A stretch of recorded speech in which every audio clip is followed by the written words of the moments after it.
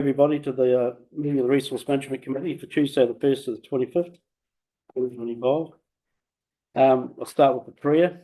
Almighty and ever living God, in whose hands are the rights and hopes of all people, look graciously upon us who govern, guide us so that our counsels may be wise and our decisions just. Okay. Welcome, everybody. Good to see we've got a full house. Any apologies? Obviously not. Declarations of interest? No declarations of interest? Okay, we'll move on to no public forum. Anything wasn't through today. Confirmation of the minutes. We'll take anybody's read the minutes. Pretty simple.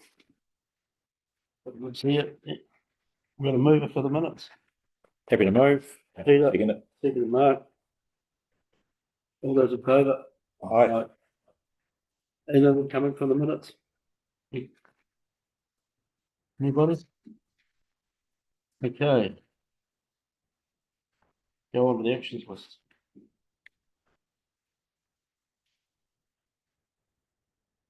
Action point 1, determine the timelines for review of updated flood that's ongoing.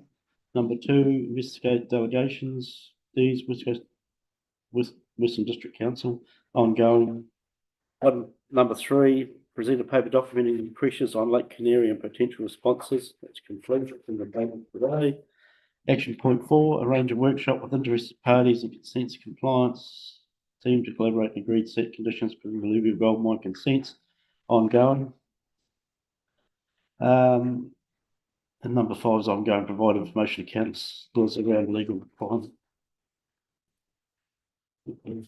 We're going to move it for the on number 5. On number 5, yep. Can we just align the wording there, please, with the wording on page, going back on number 9 on page 5. It's got West Coast businesses there. The wording on the thing, and the query I raised was the activity for local bodies regarding reclamation. I didn't say West Coast businesses. It was West Coast Council. What information is councillors around legal requirements for green waste dumping by West Coast Council? The wording on the other ones, local bodies, so that would make them. Okay. Yeah, an update on the Western District Council. Please give me an update on that. What's happening with? On the number 2. 2. That's through the chair, that's the one around the mining operations functions that we do for Western District Council. We haven't made any progress in those discussions this month. Well, actually, can I just pick that up? So I had a conversation with their chief executive, and said that some of the Western staff have been talking to regional council staff saying they're contemplating basically rescinding the delegation for us to process the Western District Council part of the mining consents under the RMA and bring it back in-house to them. And I said to the chief executive, hey, that needs to be a proper communication to, between chief executives, but it is their decision. If they want to cease the delegation, they cease it. There's nothing we can stop or say about that, but I did say, that would need to be done through the proper channels and done officially if that's what's going to happen. And then it's their decision. And the chief executive acknowledged that and said, should come back to me on where they're getting to on that. I do think they might be discussing that at their council though, and so we await their decision and advice. Is that a result of dissatisfaction with this council and processing their consents? Not that she told me. It was more the fact that they feel as though that they're now resourced in that area with the right capability and capacity to be able to do it themselves. Thank you. Now, through the chair, at the meeting of Minerals West Coast the other day, they were going to delegate, or they were going to go to Western District Council and recommend they don't do that because they would rather have it in the regional council hands, so Minerals West Coast are not are going to propose to the Western District Council that they don't pick that up. Did we do, at the moment, do we do Westland, Greymouth and Westport? No, No, no, we only do the RMA functions for mining for Westland. Grey and Buller do their own. all of their own. Yeah. Grey doesn't do it. Sorry, Permitted. excuse me, can we just stop and see? There's just no audio coming through the live stream. Sorry. Oh. We want to adjourn the meeting for, sorry, can we, well. I'm not sure, though, this sound and this audio. You want to go and grab Leah?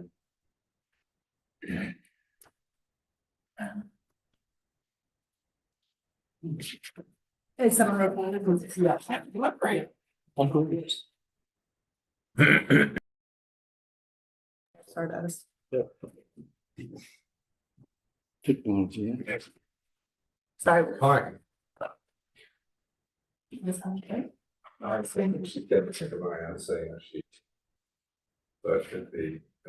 Could be a device issue, not ours, because we haven't changed any settings. Sorry, what'd you say next? So Kai is able to hear it at the minute, but Marianne isn't. So I'm finding out if they're listening on the YouTube.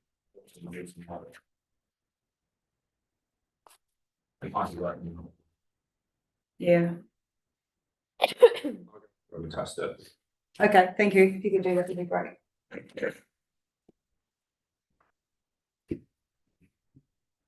If you watch on the YouTube channel.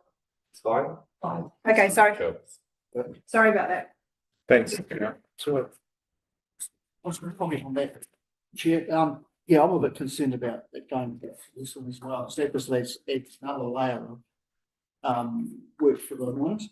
They've got to have, on something being done here at regional. They're going to have to go. Additions there. So I think it's a silly move to go back. In the Grey district, it's permitted, so you've only got to get one regional, which is very simple. Certainly the one that should plan, anyone know? Yeah, till the one plan comes in and it all changes again. I think you've got to get consents from all councils. So we'll just box on then, I guess. Till when? Till September. I'm able to move, and that item 3 be deleted. Slide through the lead, yep, seconder. Andy, was in favour? Yeah. All right. Cheers, Griffin. Oh, I've got a cheers. Well, I have sort of. We had a meeting with the TTP meeting this week, and a lot of us come away fairly disillusioned by the whole process once again. I think as a TDP committee, we've got a lot of questions to ask of the people in charge of it at the moment, both Lois and them, plus the commissioners. It's just, we all sort of feel we're losing track of what's going on. Well, I know we've got to hurry it through, but I don't want to hurry it through at a cost to the people. Yeah, we'll keep you posted. Just we might be calling on people around this table to help us as far as numbers and votes go. Francois was there, he knows. So I'm going to ask the commissioners where it was for the minutes from the meetings that we actually gave away our power of control, the commissioners. It must have been before my times. I don't actually remember doing it. So I'd really like to see it, possibly get a legal opinion if we're allowed to spend some money. Because I think it's very important. It just doesn't seem to work in that way. So that we've lost democracy, I feel. So anyway, that's Okay, so Mr. Chairman, I'm hearing an action point there that you would like us to find the delegation that the joint committee extended to the independent hearings panel, giving them delegation to do the hearings and make recommendations that you want to see the history of that. If we could, yeah, that'd be great. Okay, so we'll take that as an action. Thank you. Thanks, Darryl. Righto, moving on to environmental science. On page 9. Sure, yeah, so I'm presenting to you our annual monitoring and reporting plan. This is the first time the science team has provided council with an annual plan. The intention of this is for you to get a better understanding of the quantum and complexity of work our teams undertake, but also give us a framework to report against quarterly so that, you know, when we come to you quarterly, you've got no surprises. We're just giving you an update to what you've expected, set in our operational plan here, which I've attached in attachment 1. I've also taken an approach based on some strategy work I've done with the team. So we've set sort of 4 priorities, which include defining decision making. This is quite important because we've got a plethora of national policy statements and things that we have to do, but we can't do everything with the resources that we've got. So we've got to make sure that we make really clear decisions and then clearly document when we decide not to do something as well. So in our operating plan, I've highlighted the things that we are doing, but also the things that we've consciously decided that we won't do this year, and provided council with risks associated with that and how me and the team are going to mitigate those risks. A lot of decisions not to deliver are based on uncertainty around policy changes. So things like wetland monitoring, which a lot of other councils have started and are doing quite comprehensively. We are continuing to pause that work and not resource it. And this is due to the government's changes to the instruments, particularly the National Policy Statement for Freshwater, which dictates the requirement to identify and monitor natural inland wetlands. Another piece of work that we're not doing as well is the live monitoring of low flows and environmental flows, something this council's never done. But once those instruments come out, we'll have to make a reassessment and understand whether that is a requirement that we need to continue to do. And we expect within the sort of next 6 to 8 months, we'll need to decide whether that's something that we need to start resourcing, because it is quite a lot of work that we don't currently have resources for. Other couple of things that I've just highlighted is the need to improve our science accessibility. So we do a lot of monitoring and we do small amounts of research, but we don't necessarily communicate that work very well to our communities. So one of our key priorities is improved science accessibility. And one of the key pieces of work is going ahead and doing a science roadshow. So giving our state of the environment report and talking to our communities and letting them know what that means to them, and giving them an opportunity to comment on the monitoring that we do. That's the purpose of local government, is understanding what our communities need and taking that on board when we're designing our monitoring programs. So that'll be a really good opportunity to touch base with people. I really enjoy that with the rating district, so there's no reason why we shouldn't be doing that with other projects in council as well. Just pause. Any questions from anyone so far? Charlie needed a breath. Yeah. Any questions so far? What to say? Oh, just a quick one. All this, I presume, is funded by the ratepayer. We do have some co-funding as well. So DOC co-funds some of these projects. We've also got co-funding through Manawa Energy, particularly our lakes program. So anything that we're doing that potentially neighbours DOC land or has DOC benefit, then they'll co-fund some of those projects. We also, being a small council, get EnviroLink grants, which is sort of a regional sector national government funded stream of money that we can use for sort of specified research projects, but the government doesn't help us with any BAU. So anything that's under those national policy instruments, that's required to be rate funded locally. I think on the LGP you had a amount of about $4 million for environmental monitoring. Is that correct? Less than that. I believe our budget's around 1.9. Yeah. My point really is that the ratepayer shouldn't be funding monitoring the environment around DOC land, like for instance the lakes.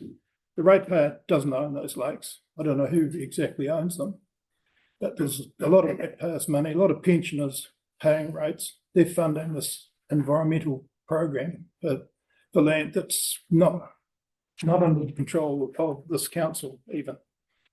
I would like to see, if we've got 15% of the area and DOC has got 85, they should, or the government should be funding 85% of it. And I know that you'll say, oh, we're required to by statute. Well, I would be saying to the government, well, you want us to do it, you pay for it. Thank you. It would be, it's good. I've gone through a bit of an exercise because it is a strain, but I mean, in comparison to other regions, Waikato region has a $30 million budget.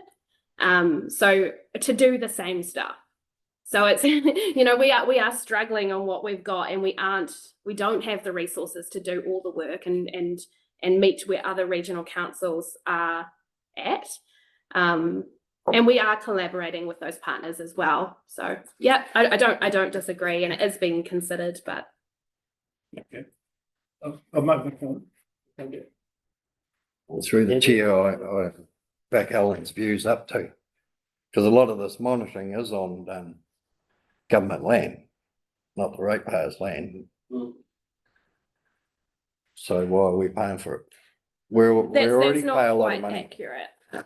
Most of the monitoring we do is on private land, and it's due to the influences of human activity, which is mainly on private land. And a lot of that money comes from the affected parties as well. Pay for the monitoring and that. No, so that's a state of the environment reporting and monitoring. I think you're thinking of compliance monitoring, which is a different program that's run under regulatory and policy. But we should be able to use a lot of that information anyway, shouldn't we? Yes, but you need state of the environment monitoring to create a baseline for comparison. So you basically have, it's the requirement. You have to monitor several areas that aren't impacted and areas that are impacted, and understand where there are issues, so the regulatory policy team can do their job in setting the rules and making sure people are following them. So we still want to swim the rivers and eat fish, and do all the stuff in the environment. So that's in some way we've got to be a little bit cautious of what we're doing. Yeah. Through the chair, I do understand, you know, councillors' concerns about the effect on ratepayers, but it is one of those statutory requirements that this council has to abide by and have to provide that regulation. That's one of the functions of this council, and it's the same as emergency management. There's things in there we have to do as part of legislation, and unfortunately it goes back to the ratepayers on that. It'd be great if we could get something off the Department of Conservation, but whether we can. Finished. I'm happy. I'm happy to take questions if anyone's got any specific questions on any aspects of the operating plan that. I mean, you've mentioned the lakes, but there's several other things that the group do. Just move the recommendations. Okay, the recommendation is to receive the report, approve the environmental science operating plan 2025-26 as outlined in the attachment. And that's for year 1.9. And that's in the end of the plan, is it? Yes, yeah, this is all budgeted for in the annual plan, Budgeted for, correct? Yeah, so there's nothing extra. To the chair, one little thing that sort of worries me from time to time. A few years ago, we had quite a big emphasis on recreational users of the clean, dry boats going in and out of areas from both boats and people from away. And I think it'd be quite nice to revitalise that advice or education again, because I think if we, the face I've read through here, some of the lakes are quite pristine, and any invasion or invasive weeds that get in just almost in the course of 12 months. But really great recreational sort. So we're going to move for the recommendations. I would just say we still do that program under the biosecurity. So I'll do another report, which is the operating plan for the biosecurity team. And that is a project that we continue to do. And that's co-funded. MPI give us 10 grand each year to do that work. if you're interested in seeing more of that work happen up in the Buller region, I can look into that, because they generally do focus in South Westland where a lot of our pristine lakes are. We can. Just a question to Shanti or perhaps Daryl on this regarding the cost and the funding. Could you just confirm that all this about the funding, the potential funding, was all discussed at the workshops we had going forward for this financial year? So we already know about a lot of it. No, it shouldn't be a surprise. Yeah, it was never discussed in detail. We don't discuss at project level detail, but it is all provided to you in those reports. Exactly, thank you. Yeah, so if I could just comment there, so councillors in through the workshops, and I do remember the detail that through the LTP workshops, councillors accepted the premise that state of environment monitoring is general rate funded. Right? And while we do attempt to get some co-funding for some specific programs, etc., and that's the general premise, state environment monitoring is general rate funded.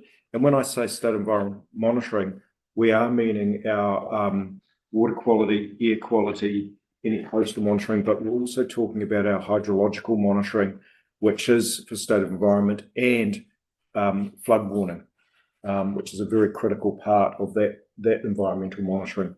And can I say, councillors, that funding state of environment monitoring through general rate is just about universal right throughout the country and all regional councils. Thanks. Thanks, Daryl. Comment, we've got a huge area, rating base. We should be treated differently. We haven't got the population.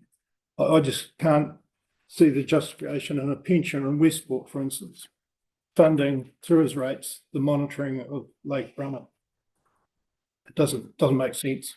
The government and a lot of the issues we've got are coming out of the dockland. All the gravel we're dealing with, and even a lot of the pollution is coming out of the dockland. And the rating districts have to deal with the gravel that's coming through dockland. So we do need more government support. Thank you. Is there any grants we can ask for? Ask for everything we're getting around It's not the right climate at the moment, politically. there. Okay, so we've got a mover for the report. Can I just, Andy, yeah. through the chair? Yeah, I reckon we should be looking at option 3 there, because the AMA, that's going to change like next year. So we should be waiting now to see what happens there, I reckon. It won't be next year, Andy. Well, it's on this, in the motion, isn't it? Like we might be doing a whole lot of work now that might be a reason. You know, mate. Do not approve the option then. So through the chair, hey, I think this is a great report. Thank you, Shanti, for all the work that's gone into it. It's part of our statutory requirements, and it's a heck of a lot of reading. And it's a pity it doesn't go out into the public media so they can actually see what's actually been done and the amount of work this council does. It's a full report. But just noting Councillor Campbell's ones there, we are pausing a lot of those ones, which is on page 11, wetland monitoring and soil and biodiversity. So those things are actually being paused at the moment, waiting on the government the outcome reform process. And I'm happy to move report 1 and 2. I'll second it. Jackie? I'd just like to say, Shanti, that I found the report excellent. Easy to read, easy to understand. Bottom lines came through really clearly. The more remote a lake is, the less it's going to be contaminated. What do you want to do? You want to move the recommendations first? And then go into our option, or do the option first? You've had a move around a seconder for 1 and 2. For 1 and 2. Yeah. All those in favour of the receiving report and approve the environmental science operating plan as outlined in attachment 1. No, Right. No, okay, I'm happy to receive the report. Don't prove the environmental.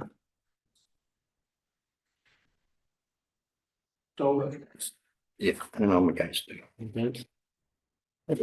mean, it's worth noting as well, you would have seen in the annual plan that our budget's actually decreased since last year. So we were one of the only departments that put forward a slight decrease. So we're not doing extra. Just the first time someone's reported to you about it, I think. Thank you. It caught me off guard a bit here. So you've got that recorded, so against it on four, against,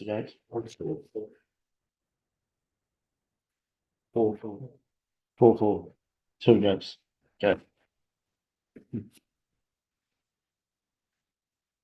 Page 41. What do you want? Okay, Which page? 41, Lakes report. So this is just an annual report that we provide to council. It's the project that I was referring to when we discussed lakes. That's co-funded from Manawa Energy and Department of Conservation. Really important project from the science team's perspective. Our communities really value the lakes, and a lot of the issues we see in lakes are human caused. And that's the transfer of invasive species from one lake to another. So this project allows us to detect early and put management in place where we need to.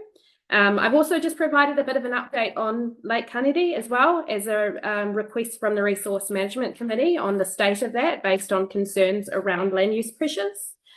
So on that, our science manager has actually gone to site with Jackie, and they've identified some areas that they want to do some more specific sample monitoring to see if there are any issues. Our results to date, which include sampling monitoring over time, and also our Lake Spy submerged plant indicators suggest that Lake Kaniri is in good health, but we would need to do some slightly more intensive monitoring to see how it's being influenced by the pressures from the increased development around certain parts of the lake. We can provide that to you in our quarterly updates. Questions for Shanti, is that the lakes, Peter? Shanti, it's a comment really. I do note on Lake Kaniri that there has been community concern there about all the development up there and the effects of the sewage systems, because there's no actual proper sewage system. Everyone's running on septic tanks and the like. So there has been concerns about influencing that lake, noting that the Hokianga water supply comes from there as well. So there has been a lot of concern. That's actually pleasing to note that there has been no decline but I think it's important that is regularly monitored to see that lake remains, in a good condition. Comments, Jackie, have you been there? Yes, Johnny and I went out on the 18th of June. We had a really good look at not only Hans Bay but Sunny Bight, farming area near the Lake Kaniri Lodge. And I think that the science team are keen to follow up more thoroughly to ensure that we don't see problems in the future. And they can be easily identified. We're happy with that so far, Francois. Yeah, I'm all happy. Any other comments, Chris? I'm fascinated too that so far it's good. What happens if it starts to change? Just don't respond. So our job as the science team is to collect the data and present it, and then we'll have a chat with Joe's team in regulatory and policy, and it might influence our land and water plan review potentially. But we can also talk to the compliance team and have a check out if there's any issues with any of the septic tanks potentially. Darryl, you want to add anything? I know at Pinnacoika we had a problem with one of the local septic tanks, which was putting E. coli into the lagoon. Yeah. And they just traced it back up the drain and found out what was going on. So it is quite important if you can. I know Lake Kaniri is a whole lot bigger than Pinnacoika Lagoon.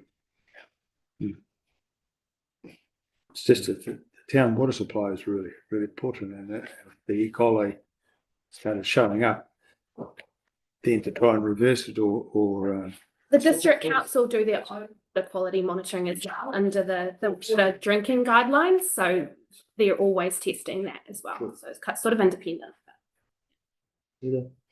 Just a geographical thing here, Lake Paringa and Lake Douglas to the south. There's another Lake Douglas to the north of Lake Paringa, and it's actually bigger than the one down there. The one north is a glacial lake, but for confusion for the reader, they'll probably go to that one because that's a bigger lake than the one that's surveyed. So if they're looking for it, they'll probably be sidetracked to the glacial lake, and that's not that one. So just be conscious of that. Maybe identify it in brackets, South Paringa or whatever. Yeah. Comments? Move to the recommendations. Andy? Through the chair. Yeah, I don't know whether people realise the risks that our lakes are to the rivers, because we've lost 2 in southwestern rivers in the last 5 years. And like Ianthe, if we don't keep the stock bank up to scratch there, that'll go to the Wanganui. So if we don't keep on to them, we'll lose them. Natural event, isn't it? We prevent nature or doing what it wants to do, or a new post for preventing nature. Okay. Points noted. So the recommendation of the committee resolved to receive the report that the West Coast Lake Surveillance Report attachment 1 notes the status long-term ecological trends of Lake Canary and the intention to undertake more detailed diffuse source monitoring to assess potential for facial contamination into the lake and endorse the continuation of the West Coast Lake Surveillance Program. Okay, Jackie, you gonna move it? Yep. Seconder? Haven't seen it. Peter? Or favour? Right. Right. Okay. Early flood warning response report, page 81.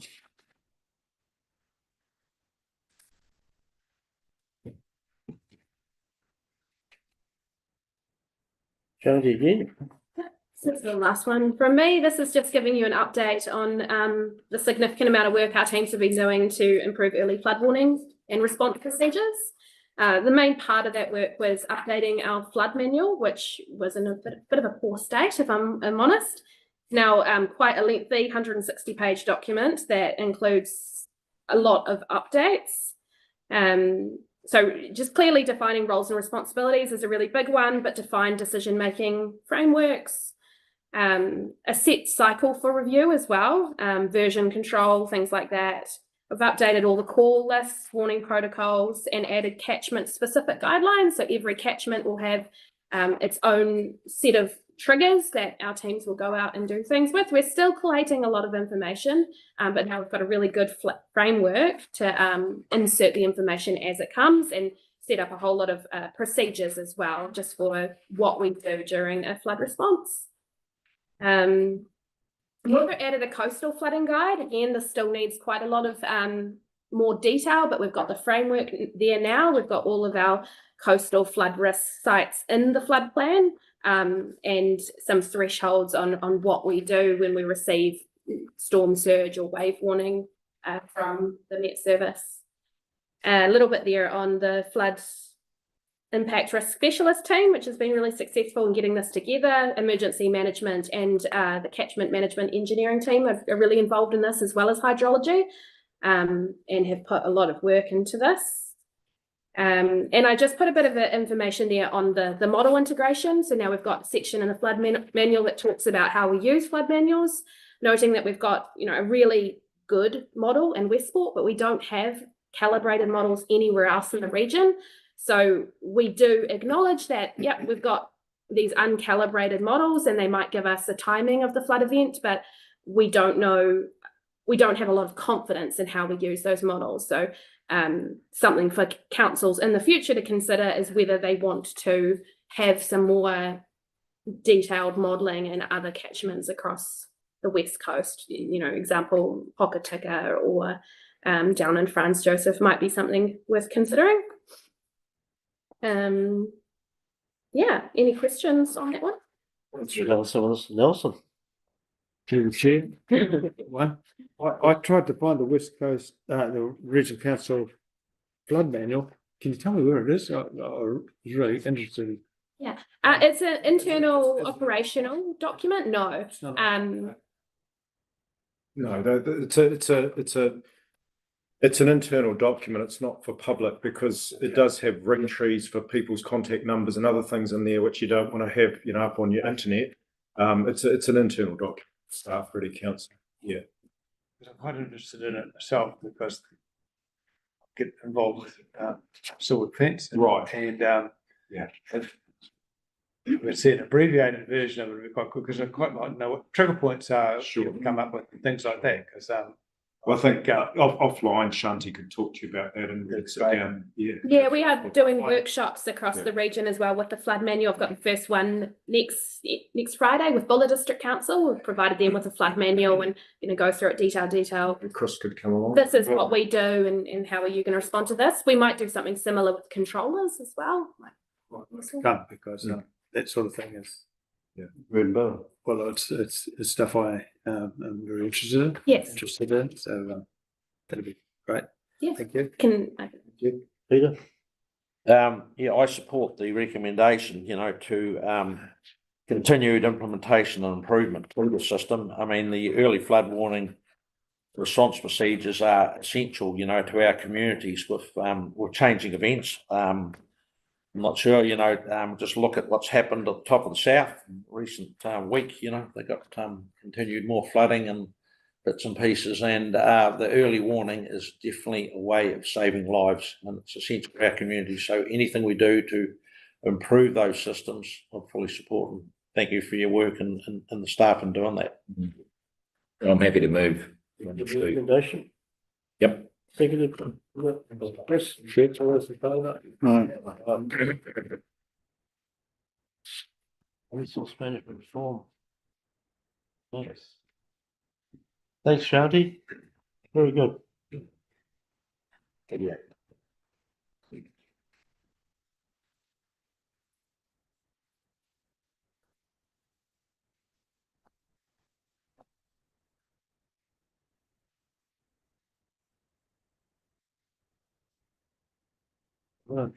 Oh. Joe, how are you today? Okay, so the resource recommendation is to receive the report, note the staff will support the Tikura submission process and decide at a later stage whether a Pacific West Coast submission is necessary. Take it everybody to read the submission. What page are we? Well, 88. 88 at the moment, but the report's back. That's a different one. Councillor coming. Oh. Different. Different one. I was actually ready to see the. Chair Joe going to speak to this, so. Yeah. So this is the first sort of tranche of proposed changes that are starting to come out of under that wider resource management reforms. This is 4 packages have come out for consultation: infrastructure and development, primary sector, freshwater, housing growth. So those are, at the moment, consultation closes on the 27th of July, and we will be working alongside and seeing what Te Uru Kahika comes up with as their submission, and then we will consider whether or not the West Coast is represented by their submission, or we need to go with something of our own. At this stage, we've given you sort of just a broad summary of what is in the packages for consultation. There is, and it covers a lot of different policy statements and the like, and environmental standards. So we've just pulled out some key points for you, really. So the first one is the infrastructure and development package. The key thing around that is that there's 2 new national policy statements proposed, one for infrastructure and one for natural hazards. Both of those are relevant to us, and there are also a number of changes that they're proposing around the electricity transmission and generation and things like that. The big one for us around the natural hazards would be a much more clear requirements around natural hazard management, and that would have implications. It's really good because it's clear, but it would potentially have implications for the work of the regional council moving forward to meet those requirements. If we look at the primary sector package, there is a relevant section in there around getting better consistency around consent pathways for mining and quarrying. So that would be relevant for us as council. And also there is some portions in there around stop grazing in wetlands, which would also have implications for the way that we process consents. Freshwater package is just a discussion document at this stage. So they're basically putting out issues and options for us to comment on, and then there will be further consultation on that throughout the year. So at this stage, really it's just creating more clarity. And the big thing around that is that it doesn't change the way they're looking at things like, there is some more permitted activity standards potentially for, as I said, for farming around wetlands, which might have implications for us. And there's some amendments around fish passage. So that's the high level overview of what that's all about for us at this stage. So what are you recommending we do? If we're interested, we should read all the stuff. I'm happy to spend more detail with you offline if you wish, or we can give you the website if you want to go and have a look at all of the detailed packages. It's just the stuff here at the website. Yes, it is. As I said, this is there is a lot of detail to it, and that's why we are allowing Te Uru Kahika to do the really in-depth analysis. We have done in-depth analysis here for the Regional Council, so we're aware of the things that we might be interested in, and we're waiting to see whether or not we want to do a submission. If we do, we will send it round to you for comment.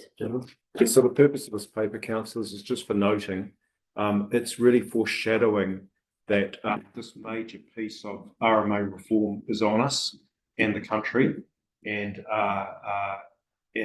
the final submission position by this council will be coming to you formally at this table for a decision, but really just foreshadowing that all this work is going on. And if councillors are interested, then we've given you the link, or you can come and see staff and register your specific issues that you're interested in. I think it'd be fair to say, councillors, that this is just the national instruments. This is not the overall RMA reform itself. It's just the national instruments that they're looking at here. But just in the national instruments, let alone the overall RMA reform, it is clear of the direction of travel is that the RMA system has got far too complex, and the government and just about all the practitioners, as well as staff and all the regional councils, want it simpler. They want it easier. It's got too complex. And so there is support for that, even from the RMA regional council sector. But it would be wrong to think that that there isn't some areas, like in the National Policy Statement for Natural Hazards, that may be new work for this council, which we're going to have to resource that we haven't resourced before. So there's a bit of swings and roundabouts here, and we've got to make sure that we let you know exactly what all this says and what the implications are for us and our communities. Thanks. Just further to that commentary there, Dale, would it be correct in saying that the RAMA reforms will be in conjunction with existing national policy statements that in the main won't change? They'll still be there. They'll be overarching each other because we've just gone through all the national policy statements. So we're not going to get a whole lot more because of these reforms. If I understand the question correctly, but the government is introducing new NPSs, but it is looking at either removing or probably more properly described, detuning or removing some of the regulatory requirements from the existing national policy statements. So there's very few that they're looking just to repeal outright. They're still keeping a lot of that framework in place. So it'll be a transitional period. of some There, time. there will be, and A couple of yeah. years probably. but for sure, and any RMA replacement acts, let alone some of this stuff, will have transitional procedures. That's normal in law and won't take effect, in the next month or two, or even 6 or a year. Some of this transitional procedures can go on for up to 2 to 3 years. So there's not going to be a magic day where the sun comes up and it's a different game we're playing. It's It'll be a the same. transition. The submissions you're saying towards the end of this month, Yes, we've got to have the submissions in. yes, So it's not really leaving us a lot of time, is it? no. Yeah, from my understanding, the government wants to make more use of permitted activity. And that is definitely going to help us to reduce staff. And I'll just suggest a couple of areas, like the gravel consenting. What we should have is permitted activity for gravel removal. You have a set of rules where you can't dig around a stop bank or a bridge, or you have a set of rules. So then you can get away with that whole consenting regime, which is employing a lot of people. And the other thing needs to be considered is mining. Alluvial mining's been going on here for God knows how long. We know the effects. We should be able to come up with a set of conditions, permitted activity, and let everyone get on with it. And the bonds should be held by the landowner, not the regional council. We could speed up our economy a lot by getting rid of the paperwork out of those. That's just 2 things. Thank you. Peter? Joe, I'll look forward to getting the submission from Yurakahika and see that there's nothing detrimental to our community in there. So if there is, I think we should be, as you're suggesting in the recommendation, putting our own submission in if it doesn't cover the points that we need in there. So I know there's not much time, 27th July, but I guess you'll circulate all the councils for any comments or bits and pieces when we get the Yurakahika one. Just acknowledging often they're quite late, so we may start drafting our own. If we haven't heard from them within the next week or so, we may start drafting our own anyway, just in case. Just another question. So these websites where you can get the packages, is that available to the locals? Yes, it's all Is that available. on our website or something? MFE? Yeah. So you go to MFE? Yeah. And these packages will be there. Can I just foreshadow, I think this is a strong possibility, councillors, that we might have to call an extraordinary meeting of the Resource Management Committee online to consider this, because the timing of the next RMC meeting and when the submission needs to go in may not fit. So we may need a special meeting. So watch your calendars on that. Yeah, a bit of a workshop would be very handy before we can put the submission in. So we'll note that. Yeah. Might be a workshop or a meeting. Workshop, and then a formal meeting. So the recommendations to receive the report, but staff will support the TUCA submission as well as look at our own. What is, I'm going to move it. Andy, second, Alan. Okay.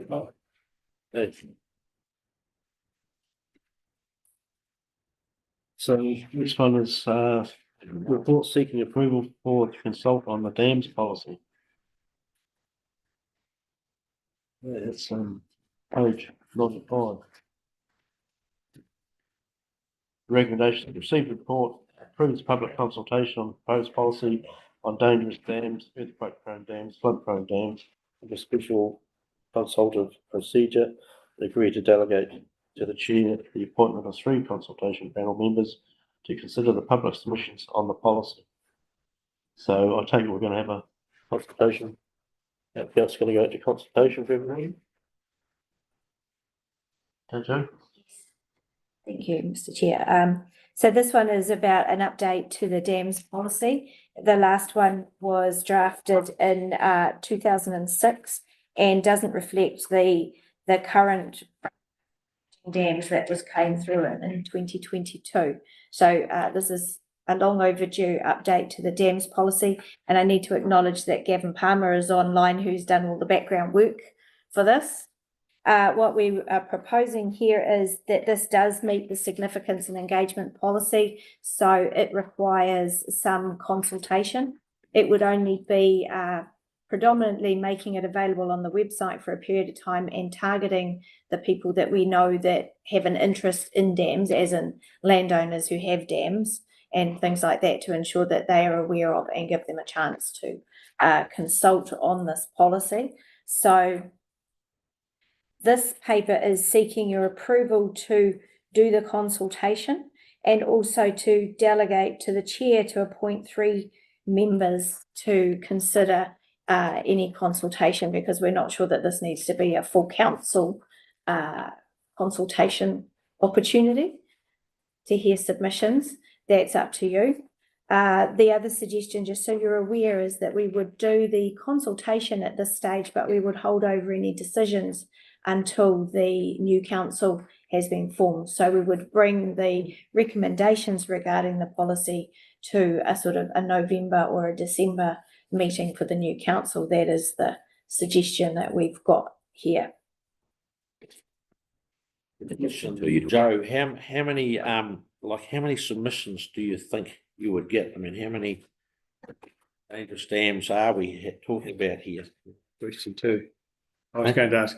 We do have a register, but Gavin's probably got the answer to that one. A list of the dams. Yes. Yeah. So Gavin will, yeah. Gavin? Good morning, councillors. Can you hear me? Yep. Okay. Yes. The West Coast Regional Council register's got about 70 large dams on it at the moment. But in terms of submissions, my expectation is you'd probably get 4 or 5 based on what other councils would normally get on this kind of matter.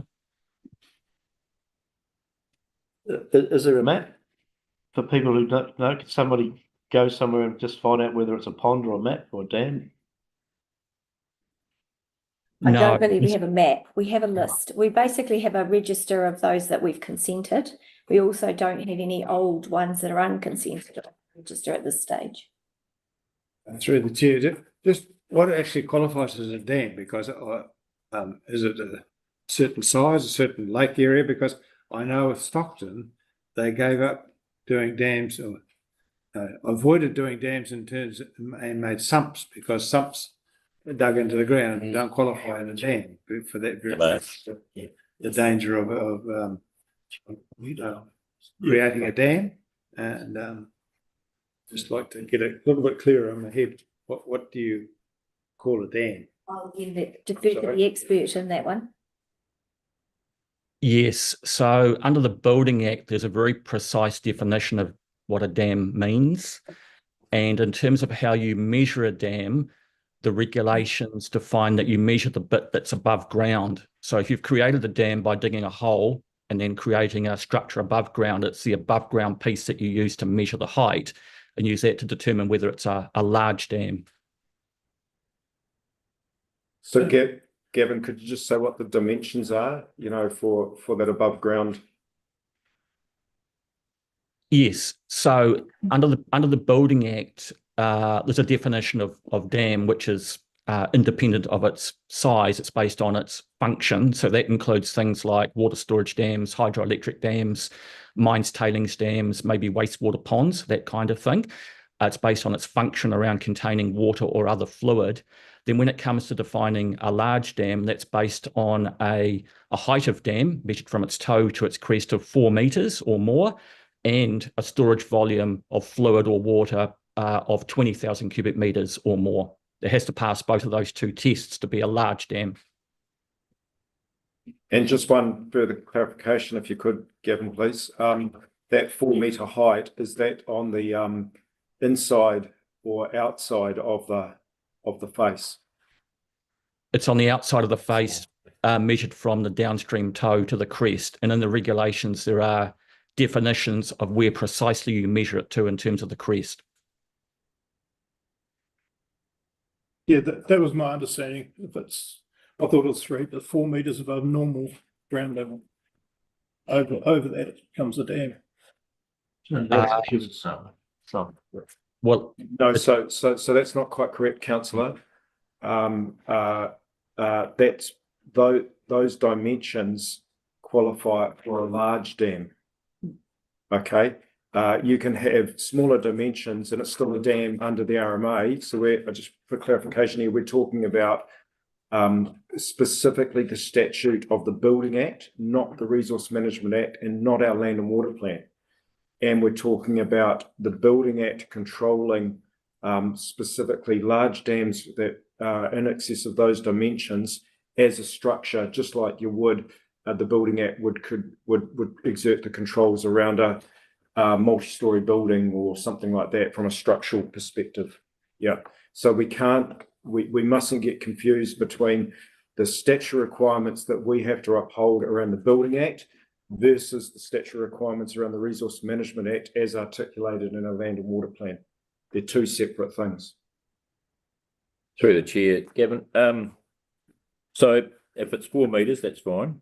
If it's under that, but then it exceeds 20,000 litres, it still qualifies, does it? Both. Got to be both. Can't be one or the other. So in terms, as Daryl says, in terms of being a large dam, it has to satisfy both of those tests, the 4 metre height and the 20,000 cubes of fluid.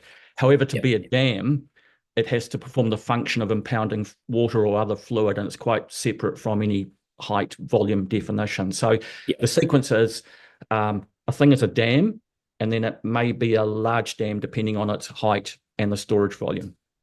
Yeah, I understand that. Thank you. So councillors, can I just also make the comment here? So the Building Act is a lot about public safety.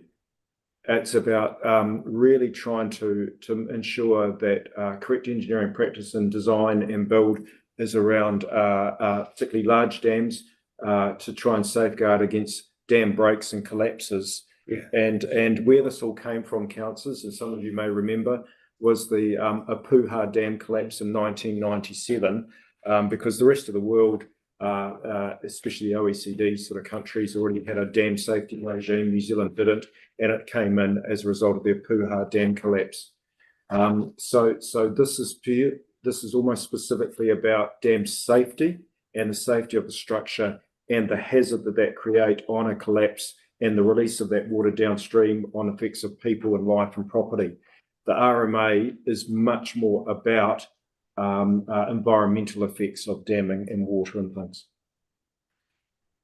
It's through the chair, what about legacy dams? You know, say really, really old dams that are like inherited from early days of gold mining, and I'm thinking of, say, something like Gillows Dam.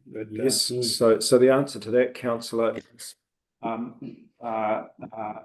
this still applies, and whoever the landowner is, including various departments of government, whether it be conservation or LINZ or something like that, are still the owners of those dams, and we can circulate the register that we've got, and if councillors know of effectively orphan dams that aren't on that register, we'll track down, it's very easy to track down who the landowner is, and we'll write to them. Just wondering about the landslide, things like Pyro River and that, where there's a dam. Does that come under the Department of Conservation? Natural dam. The natural dam, was that, where would we fall with that? No, I'll get Gavin to comment. So Gavin, could you comment on the natural landslide dams versus engineered structures, man-built structures?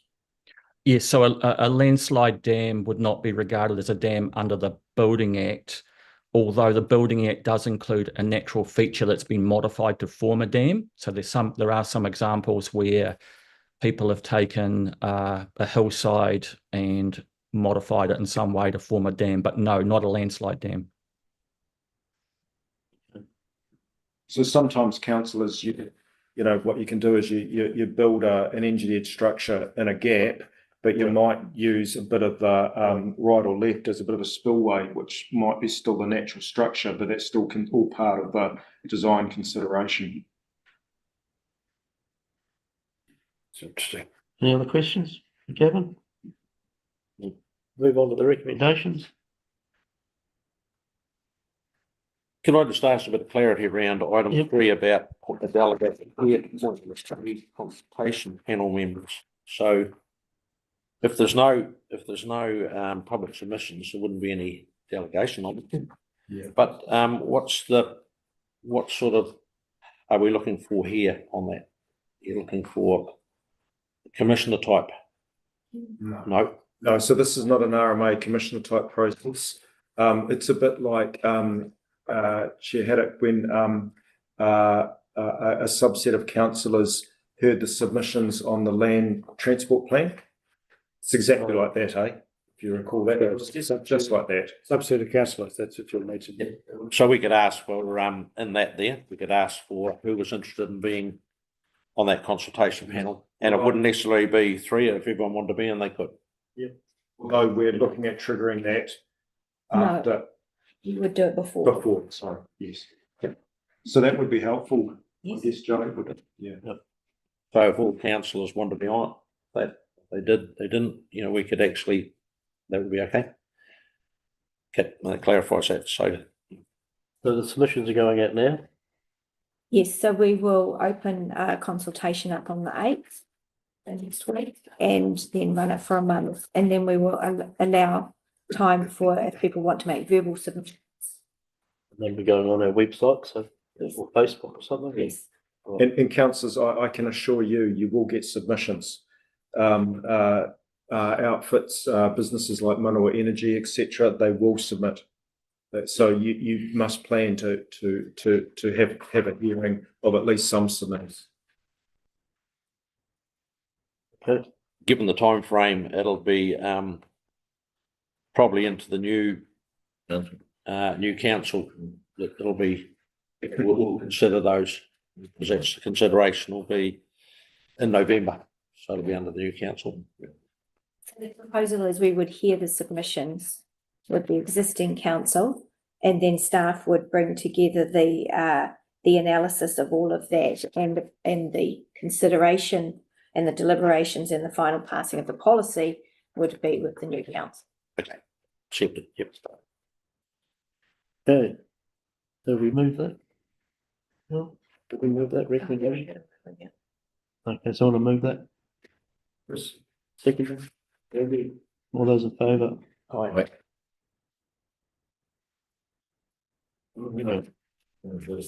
Legal business. 5.6. Update on other national legislation policy. Kura AGA submission. You go. Thank you. This is really just to provide you with an update on other things that have been going on. The biggest one to note there is the regulatory standards bill.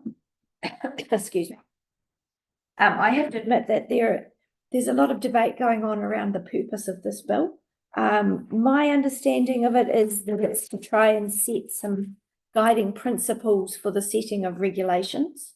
But as you can listen to the commentary all around the place at the moment on that, so that's probably all I'm going to say. Te Urukahika did do a submission. Unfortunately, we got it on like the Wednesday before Matariki long weekend, and it was due on the Monday. So we did not get an opportunity to do much circulation or consideration around what it is, what was in it. So we were recorded as supporting the Te Urukahika submission. The key point is that Te Urukahika has concerns about it, about the workability of what's being proposed, and also raised concerns about the absence of recognition of Te Tiriti of Waitangi. Those were the big issues that they were raising around it. We have attached the submission for your information. Any questions for Joe? I've just got one there about the C1.8, taking of property. I sort of read it, but I don't really understand it. They say that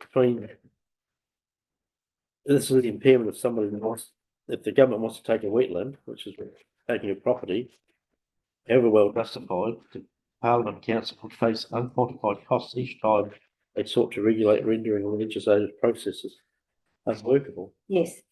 So this is one of the ones that has had a lot of the controversy around it. It's a bit vague at the moment as to as I said, this is in the consultation phase. It's a bit vague as to defining what would be required to compensate a landowner for the loss of property and what that might mean. So they need further clarity on that part of the bill if it's going to go forward, is what we're saying. Right, because to date, there's been no compensation whatsoever, has there? But you listen to the news and that, and they're saying that they're going to stop taking SNAs and all the rest of it off people without permission. So they'll have to come up with a pretty good roadmap to how they're going to do it. So councillors and Mr Chairman, you're exactly right. That's what this is about. It's about national legislation and national instruments requiring councils to identify overlays and other things onto people's properties. And if that impairs private property rights or stops them from using their own property, what they're saying is, as a principle, perhaps there should be a compensation package with that. Now, that's as far as it goes. And, you know, that's not very definitive, you know, from a whole of local government perspective, because, you know, what does that mean for us and how does that work? And that's what this raises. I just want to make sure you understand that, you know, this will go to select committee, right? And select committee has their own hearings, okay? And any New Zealander that submits, you know, on this, and we have under the Te Urikahi Cabana, has a right to go to select committee and speak to the submission if they're allowed to and get selected. And what's been happening though in recent times with bills is there's been thousands and thousands of submissions and not everyone can be heard. And so they sort of run a you know, choose who can be heard. But that's at the heart of what that is about. Exactly. So I feel as a council on the West Coast, because we've probably got more ecologically stuff, and as a council, when people are consenting to develop their lands and all the rest of it, and we start doing ecological reports and all the rest of it, there's a cost. And while they're going through all this process, they're losing income from their farm or whatever, you know. So I really think as a council we should be requesting a whole lot more information of what we can and can't do in the meantime, because it could impact quite severely on us. So if the farmer up the valley wants to clear a bit of bush, get another paddock going and all the rest of it, and we for somehow hold them up, do we have to pay his cost for not having that paddock? We couldn't raise an extra 10 cows that year or something, you know. It could, if somebody got the right lawyer and knew the rules, it could get quite hard, quite embarrassing, quite expensive for us as a council. And I just think we need to first foot it so that we're ahead of the game, because it'll all catch up. And see, makes us think what hard over there. So I think through you, Chair, sorry, Darryl. I think there's a little bit of conflation between the voluntary credits nature market and the regulatory standards bill. As far as I'm following the conversation, I can misunderstand. So that's, I think, maybe waiting the regulatory standards bill, but then the other legislation is being discussed. what I was going to say, Mr Chairman, is that nothing is in law at the moment around this. No, This is just a bill, right? So there's nothing that's going to, you know, cause liability on us at the moment whatsoever. but it's up to submissions, isn't it? As a Submissions. as a region, I just feel we're more likely to be caught up in this, but we normally are. And I just feel we should be doing a really good submission. So at least then we can be at the table and at the hearings. So the submission period has closed. Was it? Yeah. Yep. And that's the submission, and that submission raises that point, exactly what you're talking about. Yeah. The question now becomes, as we've under the Te Urikahi Cabana, would you like to actually us to indicate to Parliament that you want to be heard on this matter, which would mean that you travel to Wellington and submit in person? That's your next step. Might be a crossover, wouldn't it? I would agree. I like what I'm hearing. This one plan, for instance, you've heard me on about it before. It's identified about half of our land area which is in private hands into some sort of restriction, wetlands, NSAs, all sorts of things. It's about 7% of our land area. If we, of our available area, if we lose that's a major problem for the West Coast. So we should go and make a submission, because if these people want to take that land, they should have to pay for it. There should be compensation. Thank you. I just make the point that we've got this entity making the submission on our behalf, but I think we should correspond with them and just pointing out the timeline constraints on receiving their report, their thing. We couldn't do anything about it, and they should be mindful of that in the future, because it sort of defeats purpose of. That it may not have been Te Urukahika's fault, because I have heard on the radios that I've been listening to that it was a very, very short submission period made available on this bill. So I don't know that we can blame Te Urukahika. Well, regardless, Just what we can do now, if we feel that we need to make a submission. What do you think, Francois? You're down nodding your head. Yeah, no. Do something. Jackie, I agree. Submit. Andy, have you got a bit tied up in this? Yep. Yeah, I agree, Dave, yeah. So what would like an action point, something? I think it's more of a motion actually, and if I could maybe propose, some of you to consider that the motion is that the committee ask staff to investigate and endeavour to lodge a request to be heard in support of the Te Urukahika submission with the select committee. Anyone? But also note in there too, the bill proposes compensating businesses for any potential lost revenue as a result of regulation. So that bill that's part of that. And the Regulatory Standards Bill intends to improve the quality of New Zealand's regulatory system by specifying a set of regulatory standards that Crown agencies should adhere to in designing the legislation. But it does propose compensating businesses for any potential lost revenue as a result, which is a good thing. So you want to support that? You want to push the motion? Seconded by Alan? Yep. Okay, all those in favour? Yeah. Yes. General business. Any business for I've got one item. Yep. Just following the chair's report on the TPP, I just thought I should clarify for councillors just about TPP, and this was discussion the other day that was held at that meeting. So the draft plan was notified, as you remember, as a TPP, and that went out for submissions. If there had been no submissions, because that was formulated over the years by that committee, if there was no submissions, that plan would have been lawfully enacted, so it would have been in play as it is, because that was the draft. And the parts with no submissions are now in place. So those parts that were actually in that draft plan that's there. So if they haven't got any submissions, but the TPP committee did delegate the process, and like I say, Brett, it's before our time, delegate the process of hearing commissioners to actually hear all those submissions. And I've sat in on a few and listened online. They were a heap of submissions and bits and pieces for and against different parts of it. And the deal is that the hearing commissioners will come up with a recommendation to the committee after hearing all those submissions. So it was impossible for the committee to possibly hear all those submissions. So at that meeting the other day, it was also resolved that if it's not completed by the commissioners when they come back and the committee can't make a decision on that recommendation, it will carry on after the local body elections to, any changes in that committee. And as long as it's got to be completed by the deadline, I'm pretty sure the date's the 14th of January.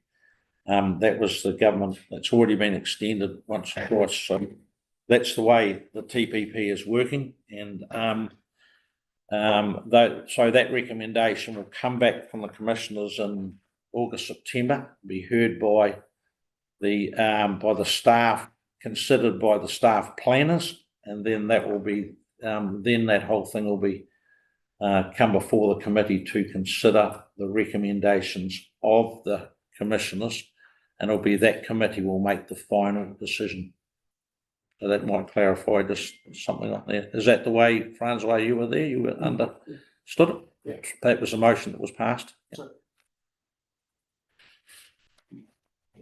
But it's not rushed as necessary. But in saying that too, I know there's a whole booklet of it, but the only relevant parts that will change is those parts that had submissions on them.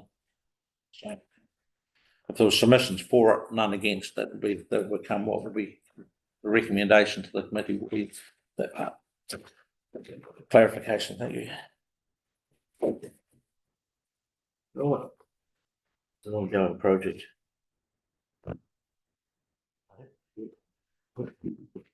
Right, so we no more general business? Anyone? Okay, so we'll be moving to public excluded, motion to move to public excluded. Yep. Mark, legal. Right, welcome back, everybody. We'll declare the meeting closed. Okay, welcome everybody to the council meeting of council on 1st July 2025. Call for apologies. There's no apologies. Everyone's here. Declaration of interest. Item 3. Anyone got any declarations of interest here? This council agenda? No. Public forums. We've got no public forums, petitions or deputation. So we do have a late item. That's confirmation of the extraordinary meeting held on the 20th of May. So we'll bring that up after the confirmation of the minutes of council meeting on the 3rd of June. So that's on page 2. So do we have a mover that they are correct minutes for the meeting held on the 3rd of June? Councillor Ewan, thank you. Second for that, Councillor McIntyre. All in favour? Aye. Against? It's carried. Move on to the next item, which is the minutes of the extraordinary council meeting held on the Tuesday, the 20th of May. Someone like to move, noting that both myself and Councillor Campbell declared on that, so it has to be moved by someone other than that. Councillor Ewan, Councillor Cole, seconded. All in favour? Aye. That's carried. Next item on the agenda is the actions list, and Peter, you're going to speak to one of the actions that was sent out last night. Is that correct? Yes. You want to pop up? Yep.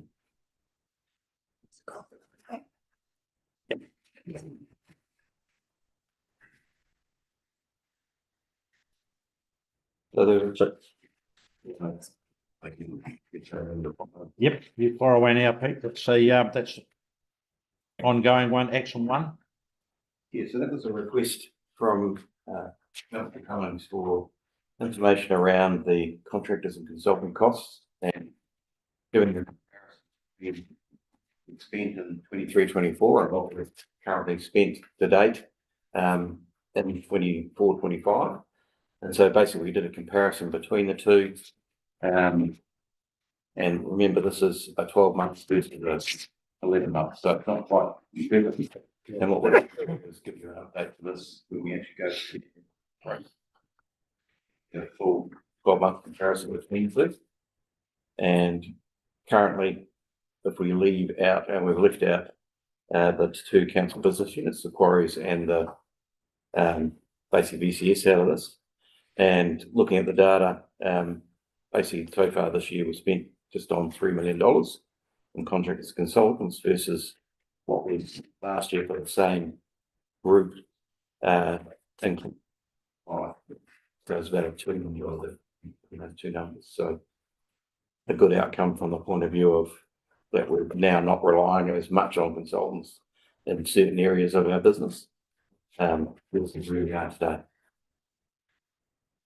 Any questions of Question, just a comment. That's a yeah, I mean, it's one of the mods obviously in corporate services where we had quite a bit of help and assistance from PwC to get the LTP and other planning data out of the way. So that was quite a large chunky piece of cost that we went through. I was very Pleased to see it. It's good, Peter. Okay. All right, man. Thanks. Just like I see Stuart, you're online as well, so welcome Stuart too. So. Harris. Kia ora, Mr. Chair. Look, I do apologise for not being with you in the room today, but I'm also very pleased to not give you my head cold that I've currently got. So thank you, Mr. Chair, councillors. Thanks. So the second item is completed. So that paper was on the annual plan. So they're all complete, which is good now. So someone like to move that, yeah, Councillor McIntyre, seconded by Councillor Cummings, all in favour? Aye. Next item is Chair's report. And since our meeting of council on the 3rd of June, quite a lot of work has been happening at council. On the June the 6th, we hosted Minister Jones at Franz Joseph, where an opening ceremony to celebrate the completion of stage 1 of the Waiho scheme took place. It was an opportunity for the minister to see firsthand the work done there and the evulsion into the Tachu stream, and hear from local concerns regarding affordability and their future with the Waiho grading. On June the 24th, Council adopted its annual plan 25-26 in line with year 2 of our LTP. And during the month, tenders were awarded for 2 contracts for stage 2 Franz Joseph Southside, and also 3 contracts have also been awarded for the Resilient Westport Flood Scheme. One for the supply of Javama rock to the Connor Home Wall, another for supply of concrete culverts, and the final for the construction of the Avery Stock Bank, including the installation of those culverts. These are a significant milestone for Resilient Westport, and yesterday we hosted Under Secretary for Regional Development Mark Patterson at a ceremony where 5 businesses pledged a little over $2 million for underfunded work at Westport. And this was an extremely generous pledge to the community and was a brainchild of the late Councillor Frank Dooley and Councillor Mark McIntyre. And my thanks on behalf of Council and the community go to Councillor McIntyre for his efforts in seeing that dream come to fruition. It's a real big milestone for Westport. Thank you. Would someone like to move the Chair's report? Thank you, Councillor Cole, Councillor Ewan. All in favour? Aye. Right, first item on the agenda is reports, and it's a draft procurement procedure, standard operating procedure and process map, and that's on page 12 of the meeting papers. So, Stuart, are you leading this? Thanks. Thank you, Mr. Chair. Yes, I will. Mr. Chair, councillors, obviously we talked about this at the Risk and Insurance Committee, and I'm not going to spend a significant amount of time going through this, but I would like to just summarise where we're at right now. Obviously, we do procure to deliver fit-for-purpose flood protection, environmental management and supporting services to the community. Getting our procurement right is important. The procurement policy is about getting the best value for the community in a way that is consistently applied. It picks up and resolves the issues that we previously identified through the internal audit that happened a little while ago. As I say, this was discussed at RAC, Risk and Insurance, and the policy, the SOP, and the process map have been developed using MB best practice. To be honest, we use a lot of that best practice now in some of our procurements, but we may not be as consistent in every one of our procurements that we need to be to give that certainty to our community. What I'm proposing benefits our community because it will result in best value procurements. It gives certainty to those that we work with, our suppliers, and it further matures our financial systems and processes. What I am also proposing, and this was discussed also at RAC, is that this is a ready, fire, aim approach to implementation. I'm not suggesting this is 100% perfect right now. We need to get this in and working and then adjust it. And so you'll see in the recommendations that I'm suggesting that we actually do a review after a period of time. And I'm suggesting, councillors, that that is 6 months where we actually review to see what we need to do to implement the most pragmatic solution for us on the coast. So that's where I'd like to get to, Mr. Chair. Does that provide yourself and council with sufficient context? It does for me. Have any councillors got any questions at all of Stuart? Like Stuart said, that was well and truly debated. It's okay. I'll put the recommendation, and it is one, it's recommended council resolve to one, receive the report. Two, note that the draft procurement policy is based on MB best practice procurement policy template. Three, note that the draft procurement standard operating procedure, SOP, is based on MB best practice, but with a lens applied that works specifically for the coast. Four, approve the draft policy, SOP and process map implementation. And five, agree to undertake a review of the policy, SOP and process map after a period of 6 months. So that would be about February next year. That's correct. Move for that. Thank you, Councillor McIntyre. Seconded by Councillor Campbell. All in favour? All right. Against? That's carried. Right, moving on. Risk and Assurance Committee Terms of Reference. That's on page 42. So, page here.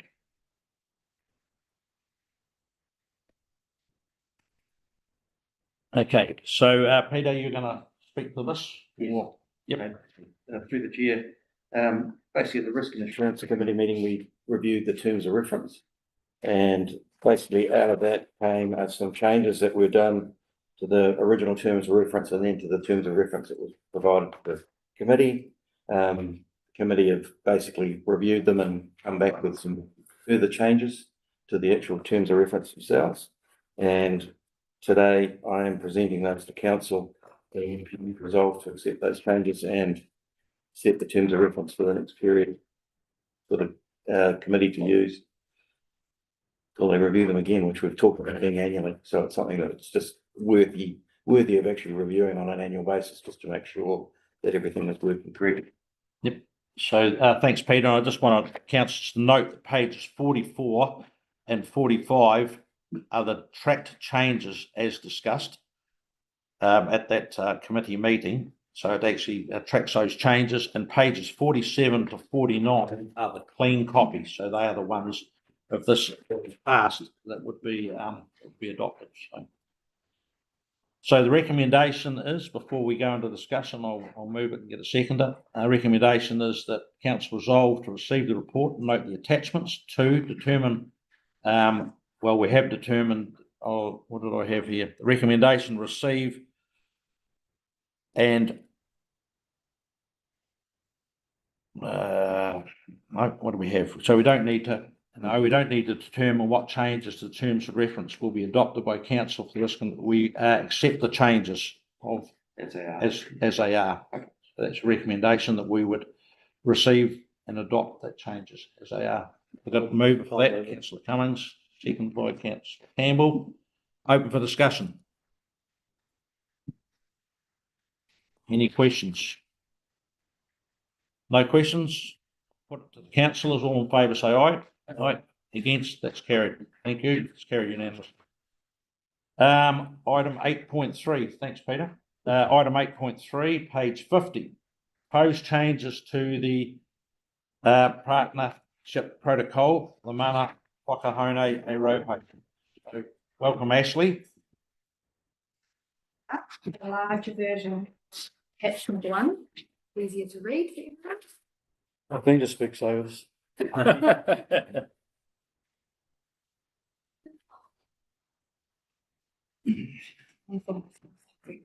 That's small. Thank you.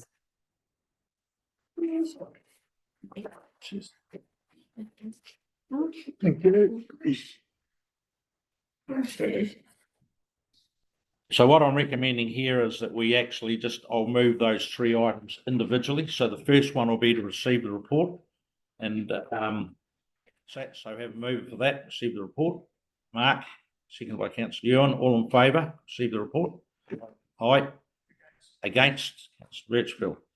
So the second item is to endorse each of the proposed changes. Now this is a lot of change to be made here. So councillors will see on this big sheet that on the left-hand side is the original wording, and on next item is a proposed change into the new wording, and the text is in green, and the reason for the change. So I think what we should do is go through item by item, so everyone's clear on what's actually happening. In the past, I've heard that people didn't quite know what was going on. So look, we've got Ashley and Francois here to answer any questions about the piece. So I think what we'll do is just work through item by item. If you want to actually go through item 1, you know.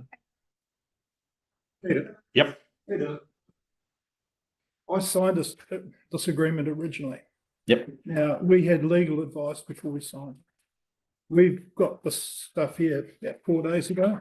Yep. I did get independent advice on this, and this is not a light touch. This is a major change to this agreement, and us councillors should get independent legal advice and have time to have a good look and think about this.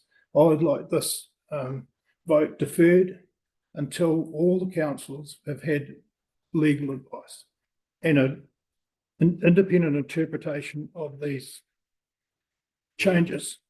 The wording. Yep. It's okay. I would move that we defer this vote until us councillors have had independent advice.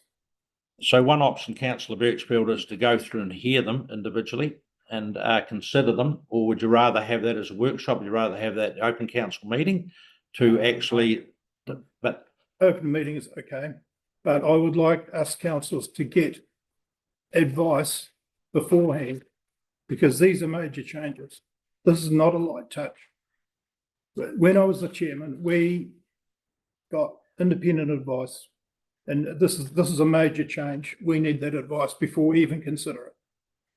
And I would move that we defer any work on this agreement until we've all had independent advice. Can I ask you a question through the chair? Would it be prudent to go through this list so that we, in an open forum, that we get some understanding, but not making those informed decisions? Would that be? Well, you're really better off to get the advice rather than go through this in blind. Like, If I'm blind now, I'll be a lot more wealthier by reading it. yeah, I know. The other one yet to be, but need specs to read the other one. You're correct. Councillor, Well, you know, yes, Councillor Birchfield quite correctly stated he was chairman and signed this in the original agreement. He's done a U-turn on it, obviously, but I'm quite happy to proceed with this. You know, it's a light touch. I've read it through. You know, we're changing a map, we're changing you know, inconsequential things. It's putting more clarity to some of the wording. I've got no issue with it. Through the chair, should we put it to the vote? Who wants to go through it now? Yep, I will put that to the vote. Who wants to? So, Mr. Chairman, just procedurally, we have a motion on the table. That motion does need a second first. Correct. It does. Deferring it, is that? Yeah, to defer this whole item, pending some form of advice. So that's where procedurally standing orders at. Yep. So Councillor Birchfield, you're putting the motion up, they're proposing a motion that we defer and seek legal advice. Have you got a seconder? I'll probably see it because the reason is I went through it last night. I don't have a lot of time to read it properly, but there are a couple of few things in here that I highlighted, which one was the transfer of powers into a management agreement, and there's I need a lot of clarification around that. Really, it just doesn't. If you went, go to page 145. And what do you want to do with this later? I'll just second. You've got the motion. Second the motion, yep. So the alternative is, yep, so okay, I'll put that motion, all in favour of deferring it. We've got a mover and a seconder. Yep, 1 and 2, Andy, 3. 1, 2, 3, 4, 5. So that's actually overturned at the moment. So so we will go through it. What I'm proposing is that we look at each one of these items. We've got to address them sooner or later, so I think we'll go through. And then I suggest if there's any items in there that councillors don't agree to, they want further legal advice, that we actually hold those over. So that would be the best thing. So I wonder if Ashley could just make some opening comments and then we can go through line by line. Yep. Mr. Chair, can we have that wind down just to, thanks, I can't see it if. Off the sun. Keep sun out. So a couple of overarching comments on the proposed changes. the ones that are in here, from our perspective, do not alter the intent of the document that was signed in 2020. They don't change our legal obligation under the Resource Management Act, nor do they impose any new obligations on the Regional Council under the Resource Management Act. What they are attempting to do is provide some clarity and some practical guidance for our staff, our consent planners and our partners on what was intended when the document was signed in 2020. In some places, the wording offers some more context or gives examples of what this means in practice. In other areas, we're aligned with processes of everyday practices, particularly in relation to engagement, environmental monitoring and cultural values. In this document, the reason it's so large, there are also some minor, but from our perspective, helpful additions like a Te glossary that was asked by Councillor Cummings at one of the workshops, some higher quality maps that weren't in the original documentation, and then clarifications around how iwi input aligns with existing RMA provisions. One area that I wanted to flag before we go through the proposed changes is around affected party status. That's been brought up a few times at council. Just to reiterate, the final decision on who is an affected party remains the council's. This is under the RMA. This hasn't changed, and nothing in this document overrides that. The updated wording in here is intended to provide staff with further guidance consistent with the purposes and guidelines under the RMA. So we're trying to make this agreement more functional and easily implementable for council and partners and for our communities to understand what's actually in it, while also supporting more efficient decision making, better infrastructure planning, and ultimately aiming to enable economic development of this coast. So we'll go through one by one, and if you're wanting to take legal advice, that's absolutely fine. But I think it would be helpful just to read explanations of why we're proposing to make the change, because in some areas it's adding words like fast track act, or it's adding a map or a glossary. So there might be some in here that you want for legal advice, but you may not want legal advice on all of it. So we go through one by one, that could be helpful. Yep. Is that all right? Yep.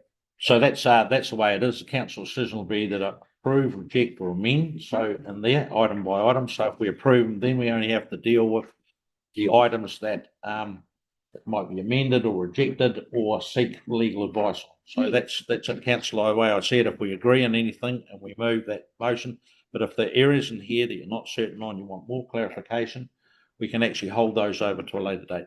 And it would be, the advice would be, if you're going to amend the wording, that you do seek legal advice or an RMA expert on this. Yep. And so we don't need to come up with it today, just a circle of the amendment. I'll take that away and pull those into a different list. So Ashley, I'll let you lead it. So the first item is the changes are in the green. So just to remind council what's actually changed. So the reason for this change is clarifying the expectation for full participation and resourcing to an effective implementation. It's just clarifying a few extra words in that sentence. Are there any objections to that change? Right. So comments on that? Yep. Any comments or questions? So I'll put it there. Everyone happy to approve that? All in favour on that one? Right. Against? Ellen? So that's carried. Item 2, quite a big change in this one. Yes, so this one we spoke about at the workshop last month, and this change reflects the more detailed explanation around the expectation that long-term planning is not just a regional council obligation, it should be across the region and councils as well.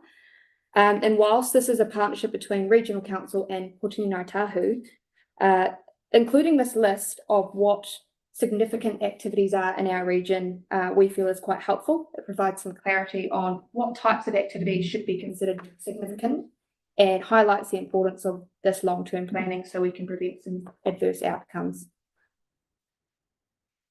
Okay, so the big things in that are the community scale drinking water supplies, articulation, treatment and disposal of community wastewater and stormwater, the location and operating of hardfills and landfills, the remediation of contaminated sites and flood management and erosion protection infrastructure.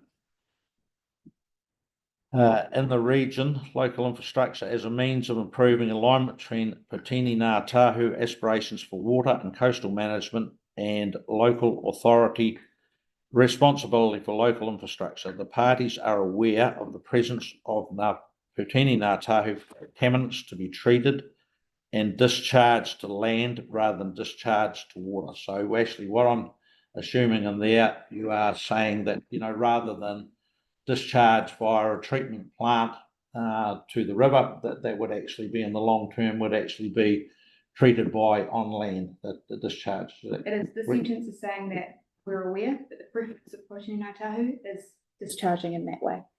And it also, that list is including but not limited to, it's just to give some clarity around what were we meaning from that original paragraph in there that didn't list out what we were talking about. So is this not just in the resource and the consenting thing, like they do it anyway? Yeah, but it's just providing that in the document, so there's some So clarity. you're doing that anyway, aren't you? Yeah. Just spelling it out. Andy? Through the chair, just the one thing about the discharge of contaminants to the, to water. It's going to be very hard for a lot of dairy farms to comply with that with our rainfall. So, you know, we might have to be able to negotiate with, For sure. with you fellows. Yeah. And if we can test it, we're not hurting the environment. Yeah, good stuff. Absolutely. Yep. Because I had a comments from a farmer up the valley the other day about whether they could, if it could be like on a percentage thing, like there's 3 days of the year that they can't do it. Well, any of that conversation we can have, absolutely. Yeah. Chair, that's why the wording is quite carefully worded as aware of the preference as opposed to imposing an obligation on whoever. It's just a preference. Aware of the preference, yep, rather than impose, yep. I think we all realise Ngā Tahu's a farmer here on the coast too, as well as a forester, and you know. So, okay, any further questions on that one? Right, I'll put that one, all in favour to approve. That one? Yep. Against? Okay, that's carried. Item 3. Third proposed change is removing repetition of an existing paragraph within the agreement and just rewriting part of that to avoid duplication and set clear expectations that we all have a responsibility for the long-term planning of enabling economic growth in the region. So it's just saying we've got shared interests and values across the region. It's not just regional council's responsibility to plan a long-term infrastructure. And the reason that that's all green is because we've just kind of merged a couple of paragraphs and removed one for duplication. Right, questions of Ashley or answer on that? It's pretty much a regional council objective anyway, isn't it? So I'll put that one, that's all in favour to approve that one. Against? Well, carried. Right, this is a big one. Item 4. And in some ways, this is similar to the discussion we just had around a list that was including but not limited to, add some additional priority areas for improvement that adds coastal protection, community and wastewater treatment and discharge. But by adding this clarification, it acknowledges urgent and emerging infrastructure risks across the region. And again, it also supports that long-term planning and investment, which aligns with our EU partners and our community values. There are no obligations being imposed within this paragraph, but providing some more clarity around expectations of things that were originally in the list. And now we see these as higher priorities for identifying de-risking. So they item E in there is a new one, which seems to be, and that's coastal retreat master planning and infrastructure, particularly in locations where existing development are at risk from erosion, inundation, or sea level rise. Parties acknowledge that long-term adaptive planning in the coastal environment is essential to protecting culturally significant sites, ecosystems, and community well-being. Strategic discussions will include relocation pathways, future-proofing infrastructure, and ensuring that Putini Ngā Tahu values are embedded in coastal adaptation responses. So, any comments or questions on that? Just make a general comment on E. You know, adaptive planning is about the future. You know, in the future, That's not about how we used to do it. Ashley said it in one word, it's all about risk. And, well, that's what we're addressing. Who would put the Hokitika sewage ponds next to the sea now, these days? No. Nothing wrong with the philosophy of where that one's going. Just one part of it in there, from my point of view, is it says, planning in the coastal environment is central protecting significant sites. We're not being expected to protect sites that, I mean. It's just talking about a planning process to include that within the strategic discussions. To include it in discussions, it's not talking about building a seawall to protect something No, that happened. Oh, we're Okay. No, I just saying, when you talk about protecting from erosion and stuff, then it's not a financial burden on the ratepayer. No, and it's also talking about when we do have these strategic discussions and the planning, that we include our EV partners in those conversations. Which is part of the original agreement. Further questions on that? I'll put that motion on that one. All in favour of that? Aye. Against? Alan? Yep. Carried. Right, 5. Oh, you're not going to go. Deaf on that. Hang on. Oh, we've got another one. Have we? Yep. Community wastewater treatment and discharge systems, particularly where existing infrastructure may not meet current environmental, community and in Ngā Tahu inspections. Discharge of wastewater into freshwater and coastal waters is an outdated solution from the last century, and which is culturally abhorrent to PNT and is becoming increasingly unaccepted to others within the communities. So that is one which has been on the go for a while. We're actually saying the future is to actually discharge to land rather than to water. And Preference is, but if there are discussions that need to be had about circumstances where that might not be required, or discussions with the person in Ngā Tahu, if we can do that as well. That's just pretty much what Councillor Ewan said before around planning for the future. When we're looking forward and we're looking at discharge, water treatment, we're looking at what would our communities accept now. so PNT is supportive of consent conditions that will reduce the volume of wastewater being discharged to water over time to ensure that these infrastructure options are affordable for the community. The parties agree to focus on transitioning consent conditions when resource consents are being renewed and ensuring compliance, monitoring, enforcement of community wastewater consent conditions is a priority area for council.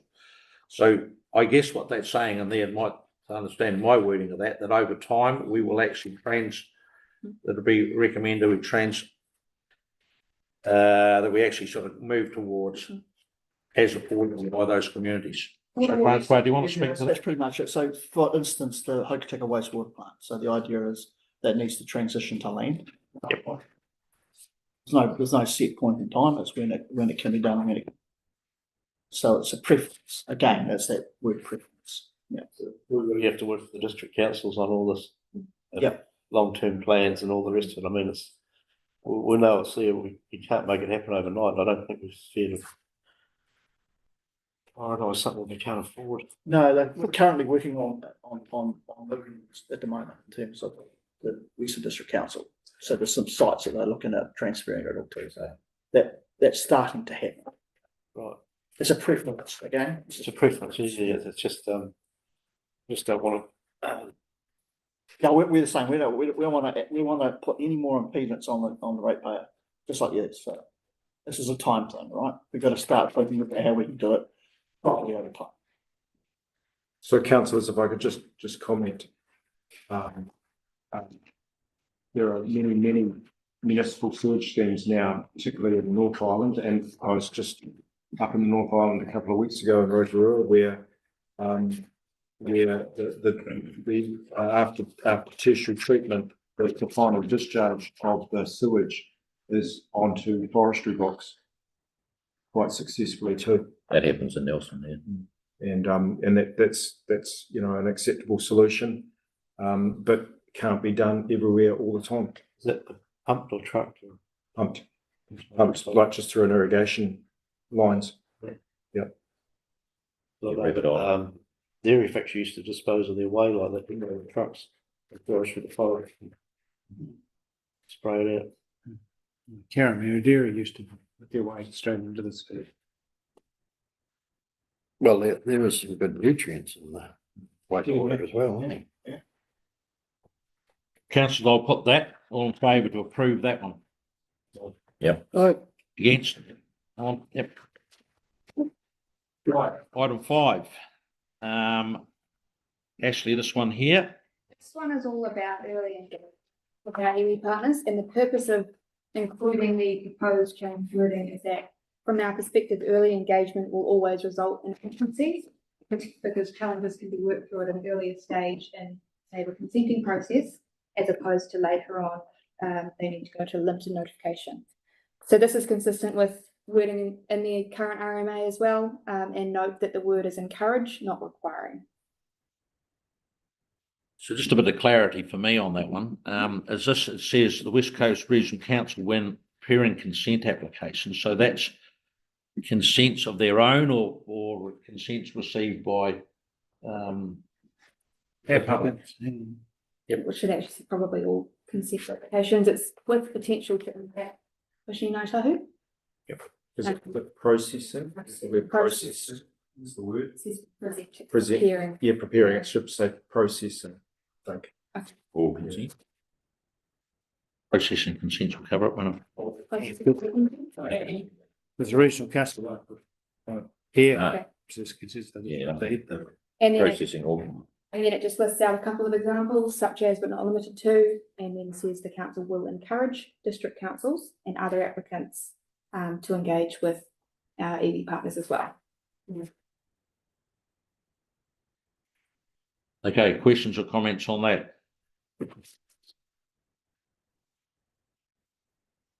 Engagement, So just run us through what you're really expecting then. So the guy comes in off the street with a consent to go put a drain through his farm or something like that. What are you expecting to have? That there's an expectation from council to encourage the applicants to engage early with our iwi partners as opposed to later in the process when there's risks of delays or. So that's going to fall back on the council. They should advise the person when they bring in the consent that they should be. Because what happens is it comes in here, goes out, and then we're an affected party, but it has to, then we get told last minute. So then we've got to go back and do our piece of work, whereas if it had been notified at the start, it would have been completed at the same time the council was, not waiting for us to come back with our response. So how would it work if the council gets hold of it, notify Ngāi Tahu, and then it's got to go to an ecological report and all these other bits and pieces? Does that all get forwarded through to Ngāi Tahu as a right or a pathway, or what are they? You know, you get to know that, but you don't know what the council's doing. No, again, it's not a right. However, if you've got it, it makes sense for it to come to us. Otherwise, we would ask one. Yeah, that's what I mean. Duplication. So yeah, what I'm saying is all that information is going to be coming through ecological report or whatever. Yeah. That will be forwarded automatically. Because I've heard of other times when applications have been done and that Ngāi Tahu haven't received the stuff. No, I don't think, I think it's a different matter. Okay, what I think this is talking to is the stated preference or encouragement that we want to give, particularly to those applicants that are, you know, in around water discharges and takes, all those sorts of things, is to engage with P&T before you actually lodge the consent with the regional council and work out any issues. And then when you lodge the consent, you can say, we've consulted with Te Ngāi Tahu and reached agreement on these matters. And then the consent is a lot smoother through the process. So I'm just looking at Francois, he would say, is that what? That's what it's supposed to say. Just to get out the way, really. Not talking to P&T, lodging the application, and then having the consent authority assess it and say, no, you need to go in section 95, go back and then, you know, and then it goes through. If that stuff can be done up front, that is a smoother process. So if we go up front, P&T aren't going to know if the council's going to ask for an ecological report or a whatever report, you know. That's what I'm saying. That's all I can understand. You go and see P&T, and they say, yeah, go for it, you know, but they might not fully understand what's going on. And then all of a sudden there's this and there's that, and then you've got to come out of spatial planning, blah, blah, blah. Well, that seems like a communication Well, that's what I'm asking. between, yeah. So That's what that'll I'm come asking. from- Is the information, are they going to be, is Ngāi going to be fully informed of what's going on? So There's no surprises. So the answer is specific to that question. That is correct. Where Ngāi Tahu has signalled an interest in that application, and moreover, what is deemed as a Section 95 party, for written approval, then from that point, all aspects of the assessment of environmental effects, including commissioned reports, etc., will be supplied to P&T. Absolutely. And if that hasn't happened in the past, that's poor practice. Right. So just note there Because the thing I'm concerned about is if they start all this here and then an area to marry something like that in there, like when you get a mining license, that's not all included in your mining license. There's historical stuff, but it's none of all this other stuff. You know, and so people aren't going to know this. There could be some surprises there, and that's, you know, if we not as a council not pass the information on to Ngāi Tahu, and then they say, oh, hang on, you mean that area there? That's actually, there's an old oven there or something, you know. It's, you've got to have the information going backwards and forwards. Sure. All the time. It's almost like you need to have a one particular website for each little thing or something so that everybody can hop on it. Yeah, sounds good, okay. That's agreed, and we have to, you know, what I'd say about Manawhaka Honoaroi document is council staff and council need to improve its implementation and practice around this. So what you're saying has always been an issue, has always been there to do, right? But we need to improve our practice. Yeah. So that's why a lot of this was called light touch, because it's not actually changing the document substantially in most areas, but what we do have to change is better implementation to make the consents go smoother.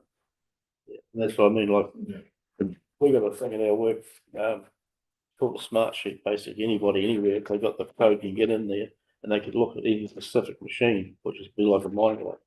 Everything's put into there, it's an Excel. And it's almost like that, and then you could have your consultants. Well, that's like a live document going all the time. And that way, everyone can put it into it and everyone can see what's going on at the same time, rather than backwards and forwards and off to there. And even the person that's wanting to do the gold miner or farmer or whatever, he can hop on it as well. If he's got a consent number, he should be able to hop on there, see where it is, see what's going on. And if he wants to make any adjustment or get more information, then that's. I understand what you're saying, councillor, absolutely, and do agree. There's no disagreement here. Our computer system that runs the back end of all the consents and compliance is a thing. Its name is Iris, and that was due for an upgrade in the next 2 years, I think it is. And all the regional councils have a CCO that they held into, you know, to produce the software, and then we're upgrading it. However, with the whole change in the RMA that's coming, all that coding and all of that design of that system has got to be re-looked at again potentially. But some of those elements that you're just talking about there was a feature of it, I know, but it's almost back to the drawing board because of the full turnover of the RMA and all the way that it's going to have to be administered now. Because, for instance, you know, if a good deal of the consent applications now permitted activities, you don't need to do all that. What I Yes. think we could do to move this along is include in the schedule updates and implementation plan, how exactly this will work, step by step. Would that be helpful? Yeah, I mean, it's, we're not really, what I'm talking about now is probably not what we should be talking about at the moment, but long term, that's what we should be focusing Yeah, on. it is. And it's a Getting communication. to something like that so that, I don't know, if you don't know about it, talk about it, then you're not gonna move towards it. Transparency of the process to all parties. Yeah. Yeah. With information. Andy? To be fair, like, we're just renewing our effluent consent for our cowshed. And the consent staff actually told us to go to Naitahu and get that ticked off before we put the consent in, so they are giving us advice on how to do it, so. Okay. Mr. Chair, just before you move on, with the chair, actually, that word was supposed to be preparing, because if you look to the left, it is about council applying for resource consents. So I just want to make sure you've got that correct before you sign it off. Yep. So it's our operations department and our Yep. people actually applying to us ourselves. Internal. Yeah. Jim? Yes. So that's actually, it's just, can you clarify that again, please? Because that was what I asked the question first on, and circumstance where council is applying for resource consents. Yeah, when regional council, when preparing consent applications with potential impact on Potini Ngāi rights. Because if you look at the left with the original wording, it says in circumstances where the council is applying for resource consents. Yep. So to be clear then, that has actually got to be worded to say it's when council applying for. And then it does actually move on to later on in that paragraph, discussing when we're processing them, encouraging others to Potini Ngāi. Councillor Yuan. Just to comment on the processing issue, the first touch, it's beholden on the applicant party seeking the consent for their agent to get it right at the outset. Because if they're deficient, that's going to cause some roadblocks too. And some of them whip over just a ticket box exercise. The thoroughness has got to be there, and there's going to be no question marks that you have to go back to. You know, that's where the stall comes.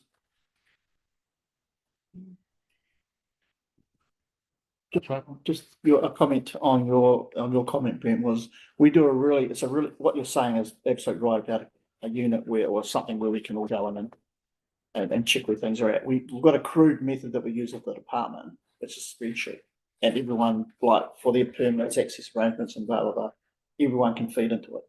It's live. It's crude, but I think in the future that it would be ideal to have something online.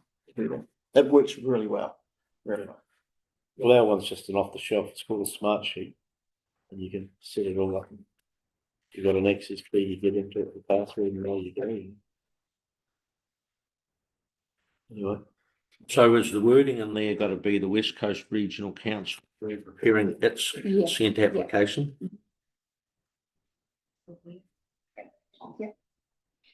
And I note in there too that, you know, part of the original document that was signed has actually got actively engaged with Te Ranganga o Ngāti Waewae and Te Ranganga o Makawhio during planning of activities and operation resource consent relevant to their respective rohais. So, okay. Right, councillors, we'll go that one. All in favour of that with that changed word? Against? Coordinate, please. Right, now the next one is, we'll have one more and then we've got a break, I think, but goes now. Is he here, is he? Yeah, just set up for a while, I think. Let's check his hair first and then we'll see. Well, good photo come over real small. No breaking noses. Right, 6, this is one that I wanted further explanation around. I've been through them all. And this is a new addition. So This is around assessments, if and when they are requested by Ngāi. So it's highlighting best practice, that things that we probably should be doing anyway, that we haven't been doing, or we'd like to reflect in our partnership agreement. And it's saying that when advised to do, so it's saying when, not you have to. When Pushini Ngāi do advise, they'll be required that they support that. So I'll read it out. Council will ensure that engagement is not only timely and genuine, but also reflective of the standards expected of other consent applicants. So council will ensure that engagement is not only timely and genuine, but also reflective of the standards expected of other consent applicants. This includes preparing a detailed assessment of the effects on PNT values for the consent application and requesting a cultural impact assessments report from PNT when Putini Ngā Tahu advises that one is required, supporting requests for cultural monitoring and ensuring that consent documentation transparently reflects the outcomes of engagement. These actions represent a clear expectation that council will lead by example and continuously improve its performance as a treaty partner. So the big question around that is, I know it says when PNT advise one is required, but you know, this needs to be to what extent, I guess, to be. It's a new clause, so I think it. Can I just ask? Everett. Is this the council's consents? Because the bit that sort of makes me wonder is it says the standard expected of other consent applicants. So we just talking about the regional council's consent. Ourselves up our internal processes to what we would expect of others. This is, but we were talking there about the regional council when it applies for its consent. Yeah. We're not talking about other applicants. No, but we're saying. So we're just talking about standards we expect of other applicants as well. Right. So it's improving practice internally. This paragraph is predominantly trying to do. Right. So that's actually the same as what you're saying over here, the rationale for change number 5. It's actually council's, when council's preparing this, when council is actually doing its resource consent. So I think wording needs probably tidying up in there as well. So, you know, what I suggest is any of these items then, if we're not quite sure, are you happy if we just sort of come back or seek clarity? I've done 3 in 18 years. Hey? I've done 3 in 18. Right. So just another thing, well, because normally the council doesn't do its own consents. So is it up to the council to ensure that whoever's doing it, WSP or their behalf, whatever, yes, is making sure that Ngā Tahu are involved or whatever. Attempting to lift internal practices within council. So I think the wording needs changing in there, Ashley, and I think, you know, that's one that probably we need to, you know, just hold over and bring back, because it needs to be quite clear that that's part of 5, that that's when council's preparing its own resource consents, part of that same one. So are you happy if we hold that one over and get clarity and hold over? You too, so that's fair enough. What was the story, Jan? He's not here, righto. We'll push on then. Pretty straightforward. That was in the original document that there was the opportunity for Ngā Tahu to actually change the name of the regional council, but we're taking that out. We're saying move unless the council deems. So I'll ask the councillors, do the councillors want to keep it as a West Coast Regional Council, or do you want to change it to a more cultural name? We want to stay the same? All in favour of staying the same? Yep, okay, so that's removed. Good, yep, that's all right. Thank you. Okay. 8. So 8 is just adding an English translation to what the entities are that pushing over. Yeah. I see. That was pretty straightforward in there. Translation there. And with 9 as well, 8 and 9 are the same, just adding the English. Should we take 8 off for a start? Yeah. Yep.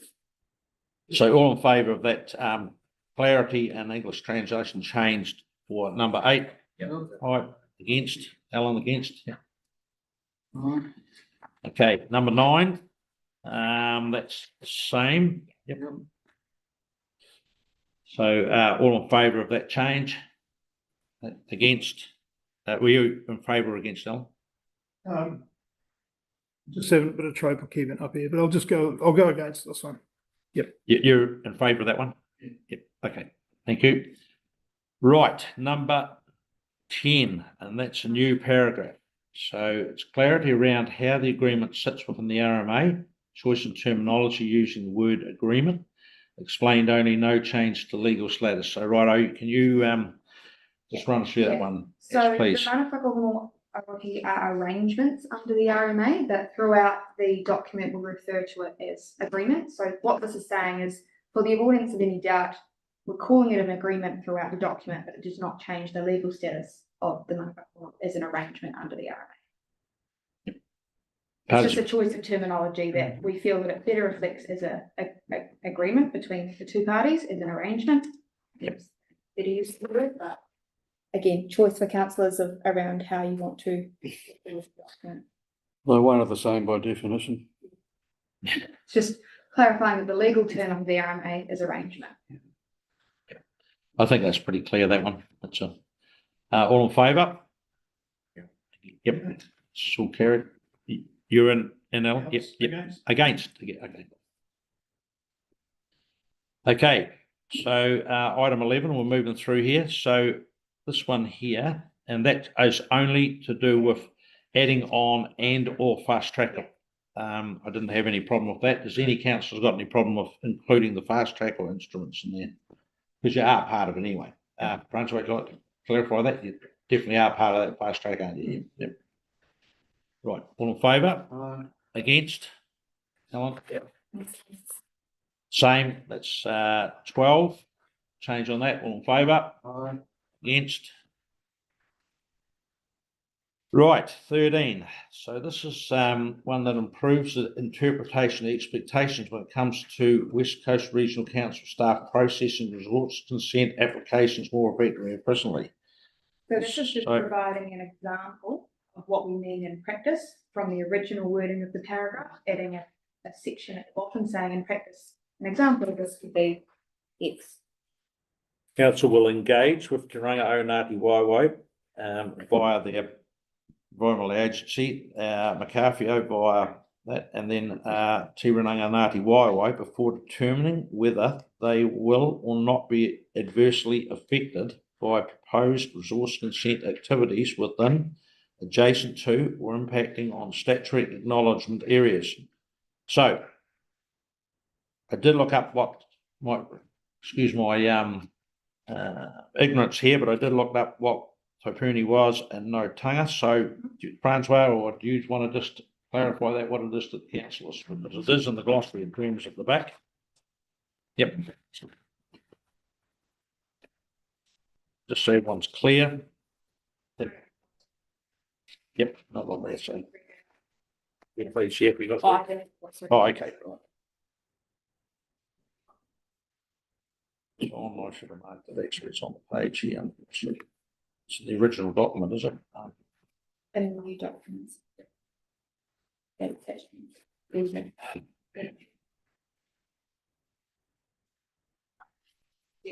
that it? No. Didn't mark it, was cool. Here it is, here it is. So, okay, so Taupuni is. You on, Pete? It's on 97 of you. Yeah. So the Nohanga, that's temporary occupation site for seasonal food gathering. And the Taupuni is a claimant group, context specific, often linked to treaty settlements. So is that one that councillors want to get a bit of clarity on? Yeah, I'd like to know. Yeah, if we could, they are mapped, those areas are mapped throughout the document, but if you want some further English translation in that section. Can we just hold that one over? Is that, you happy just to clarity? Basically SASM sites, the SASM sites. Oh, SASM sites, okay. That's what we can put. Yep.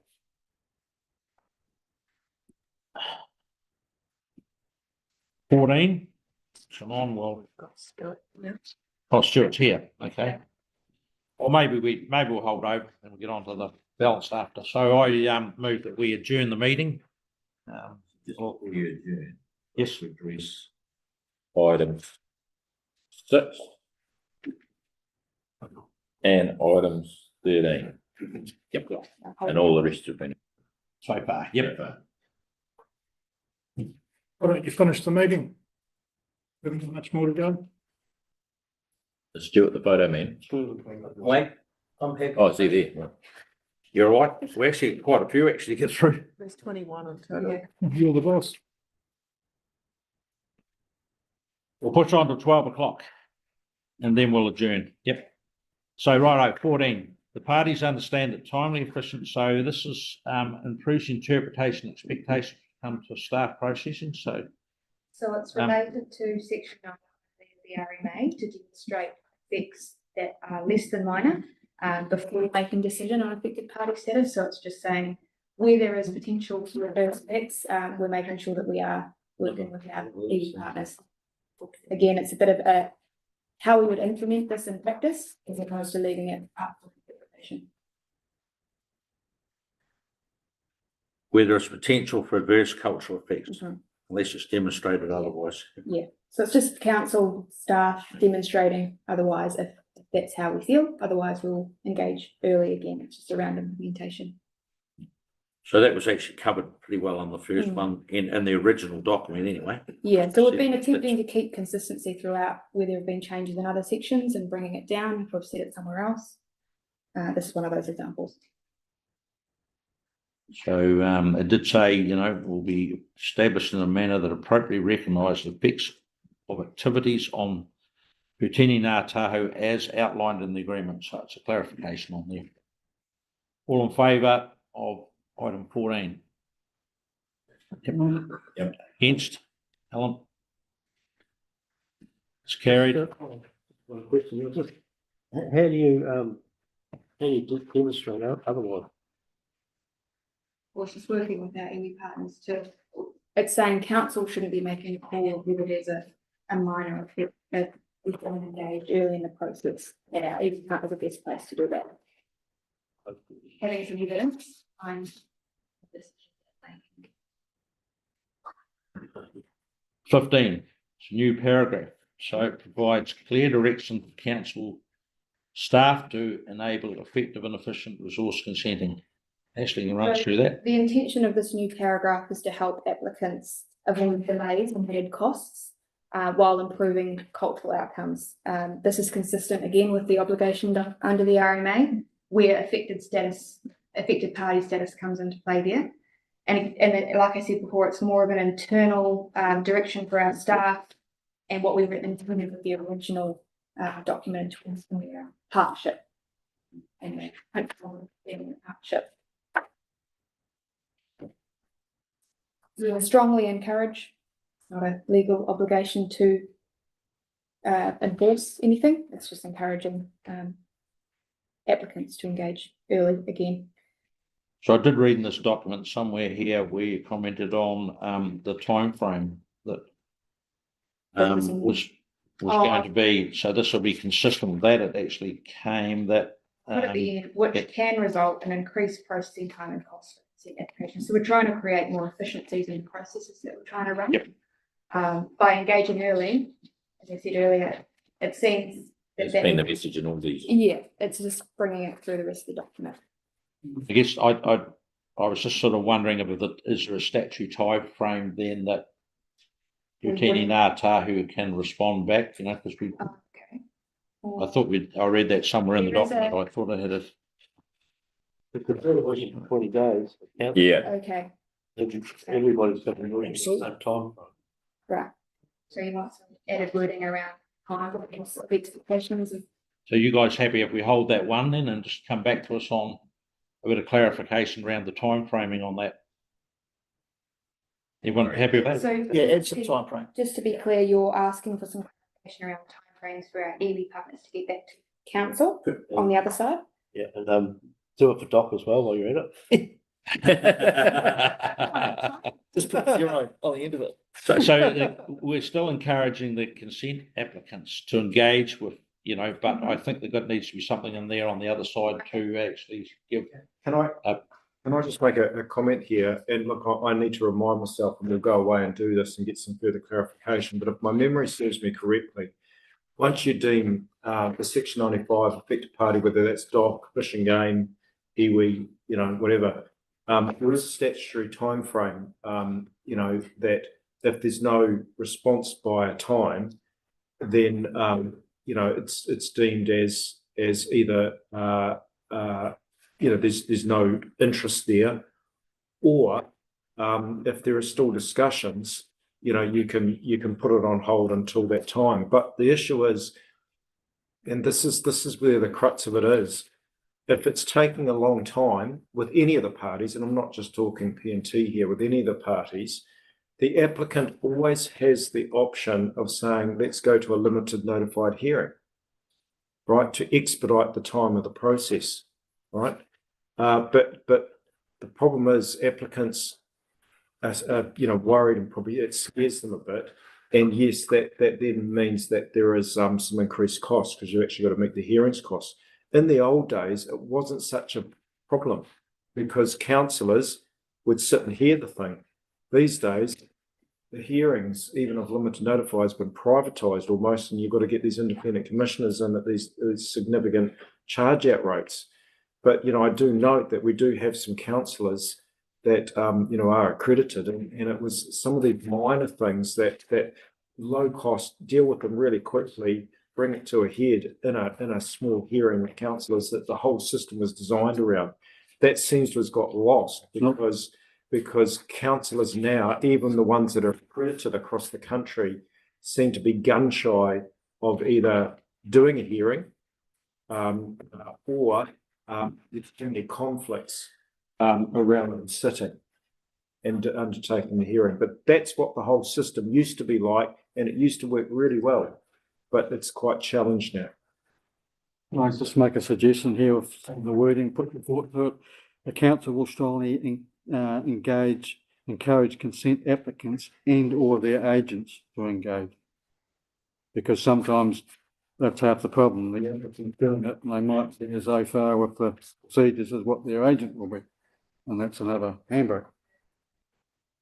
Mr. Chair, just wanted to add to what Harold said. That's the purpose of this paragraph. It does actually say that if we're not seeing engagement with Potini Ngāi Tahu and they haven't signed it off, we will go to the notification hearings. That's what this paragraph is actually saying. Yeah, right. If written approval is not forthcoming inside a time frame, then a limited notified hearing can be called, and that does expedite the process. Yep. But in the original document, it actually it said that the monitoring tools endorsed development system component of the council, so it's there. But what it's actually saying is, I think in here that council understands that P&T are the only ones that can undertake that cultural monitoring. Yeah. Just clarifying that. Hey, you're on 16. 16. Yep. We've agreed to hold over 15. Yes, Yeah. oh, So yep. 16, all that is saying is we recognise that our DD partners are the best place to be doing cultural. Yep. Yeah. Yep. Well, I don't think I can do it, so I think that's all pretty clear. That all in favour of 16? Aye. Against? Helen? Right, we'll break now for I move that we adjourn the meeting for a lunch break. All over our time. Seconded by Mark McIntyre. All in favour? All right. Yep. Right, welcome everyone back to the council meeting of Tuesday, the 1st of July, and we are on item 8.3, which is the proposed changes to the Mana Whakahone Arohe RMA iwi participation agreement, and we are up to item 17, that list. And Ash, you want to? Yeah, sure. So the proposed change to number 17 is signalling that if we want a culturally relevant monitoring program, dedicated resource will be needed for this at some point in time. It's not committing any funding or committing council to anything here. It's just signalling that we are making improvements in this area, like in the original wording, that we will have to put alongside that some specific funding agreement or dedicated resource at a point in time we choose to enable this. Okay.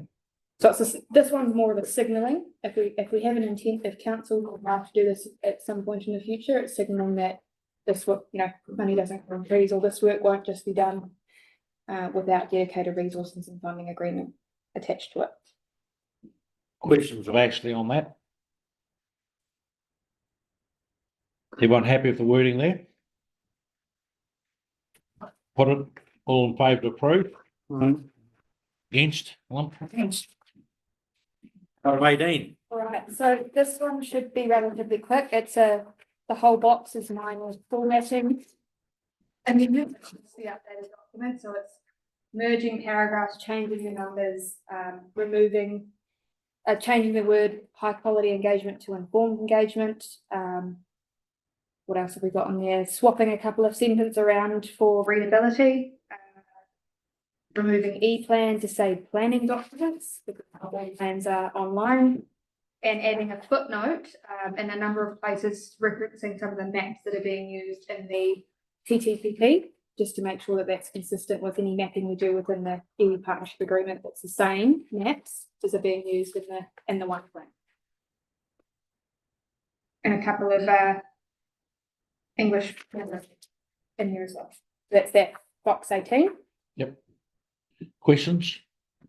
Comments? Okay, I'll put that one. All in favour to approve? Against? Helen? Yep. Number 19. 19. Sorry. Oh, the glossary. That's Yeah, so the glossary, I think it's which is in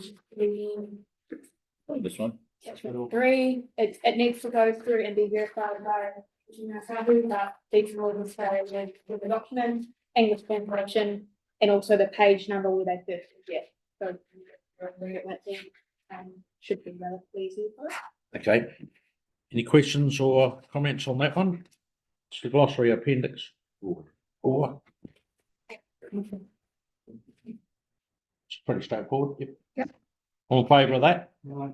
Against? Is that against? Against, yep. Right. Item 20. So this is adding sites and areas of significance to the title, continuing our country heritage. And just the reason for the change is about clarity there and making a point that the mapping of the sites and areas of significance for inclusion in regional plans has not occurred yet. So these are going to be being mapped in the future. So it's just kind of future proofing our document, be consistent with what your other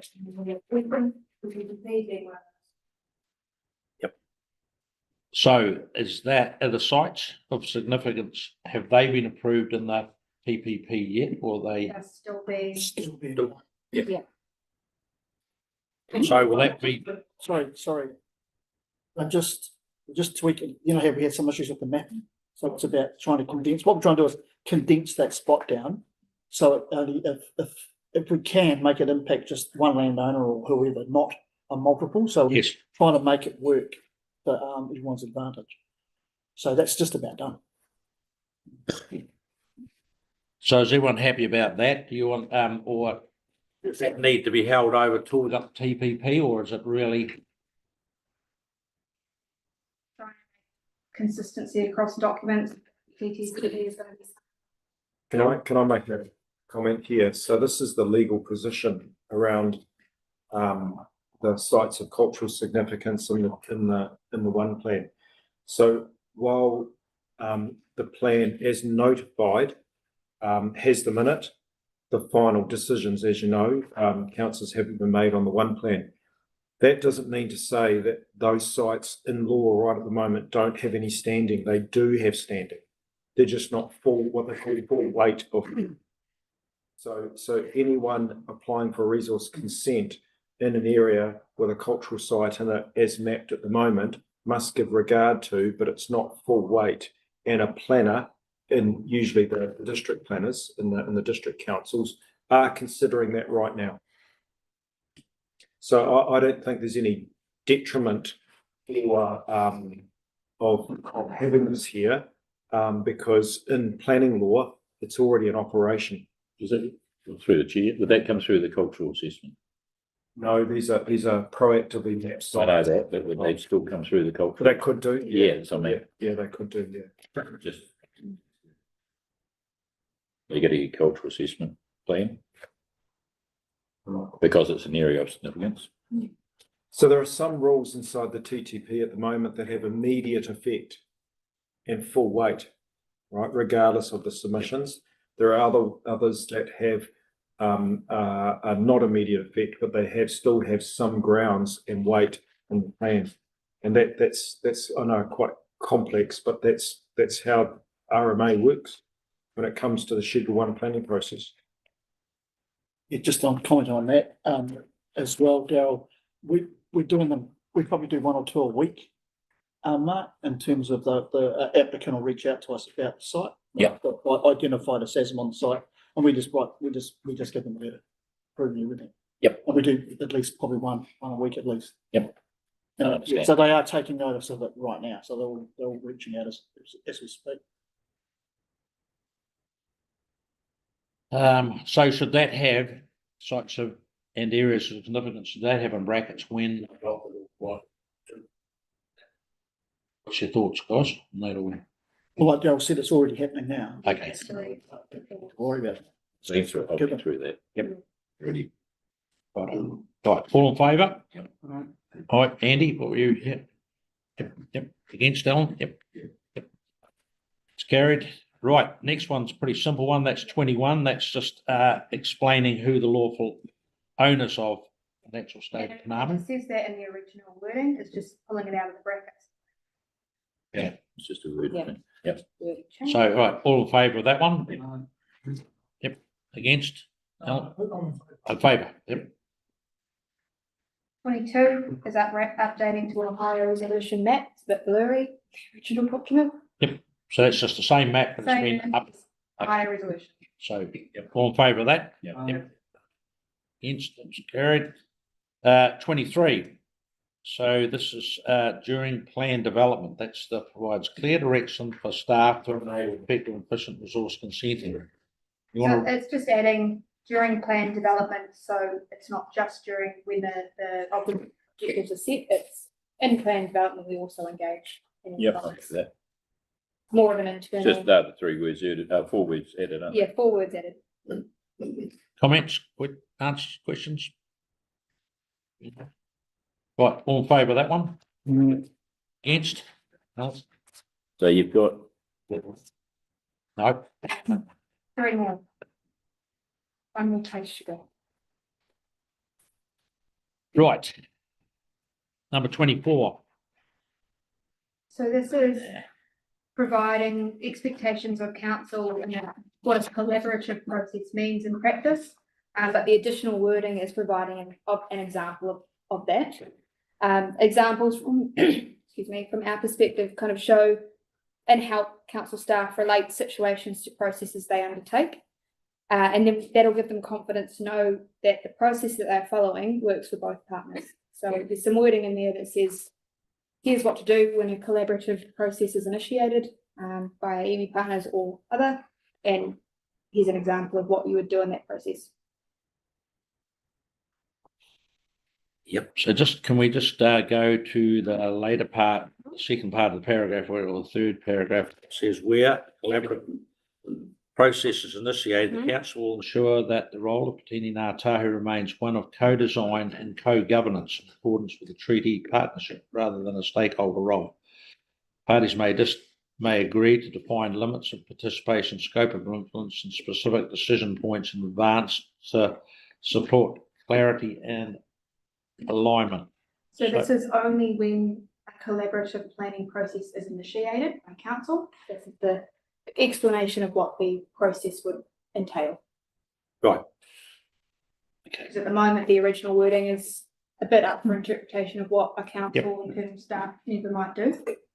So Daryl, do you want to give a bit of clarity on this? That's a collaborative planning process. Yeah, so don't think that this is just regional plans under the RMA. This could be a biodiversity strategy or something like that, or some other non-regulatory document that we might want to do it in a collaborative way, and this just sets out, how you would approach that really in a collaborative way, rather than saying, hey, you're just like all the rest of the community and you can submit or something if you want to, but they're in from the beginning, with Francois staff working with us as one team. But it equally applies to what I'd call Schedule 1 processes under the RMA, which is your regional plans and that sort of thing, as well as your non-regulatory strategies. Which is taking place at the moment. Yeah. Anyone got any questions or comments regarding that one? Okay, I'll put that. All in favour to approve that item? No. Against? Against. Right, 26. This is simply aligning any conversation or yearly discussion with our iwi partners to the council's long-term planning process. It's only those Yeah. words added 1, 2, there. 3. Yep. And that was during the 3 yearly, so we're just changing that clarification. So any comments, discussion? No. Move that to approve that item. All in favour? Against? One. Last one, change 27 is proposing to delete that paragraph, a bit redundant, is we've already had 3 years of. Yes. That's pretty logical. That's also, I don't think there's any discussion on that, so we'll put that to you. All in favour to approve that. Just so I'm clear, to revise, is item 6, 13 and 15, is that correct? Yes. Yep. We'll just put them on one paper. Yeah, and Brent. Yeah, cool. Right. So any further comments on that? Yep. That the schedule, which the actual document have not been reviewed, is that's going to be an financial year work program. And the reason for that is there are a number of moving parts in how we're changing processes within internal. Things be we don't work. But just one. That's a, sorry, yeah. 1 July. It's 1 July. Today. Yeah. Anything further on? Anything further on from appendix 4? Oh, which is a glossary. Yeah. Yeah. Yeah, glossary. Anything on from this, get it down. That's for all mine. Yeah. Yeah. Yes. It's, yep. So this financial year, we'll be reviewing those and bringing Today onwards. from today on. Right after this meeting. So you want to, just to be clear on that, so on page 51, it says the next steps were republication.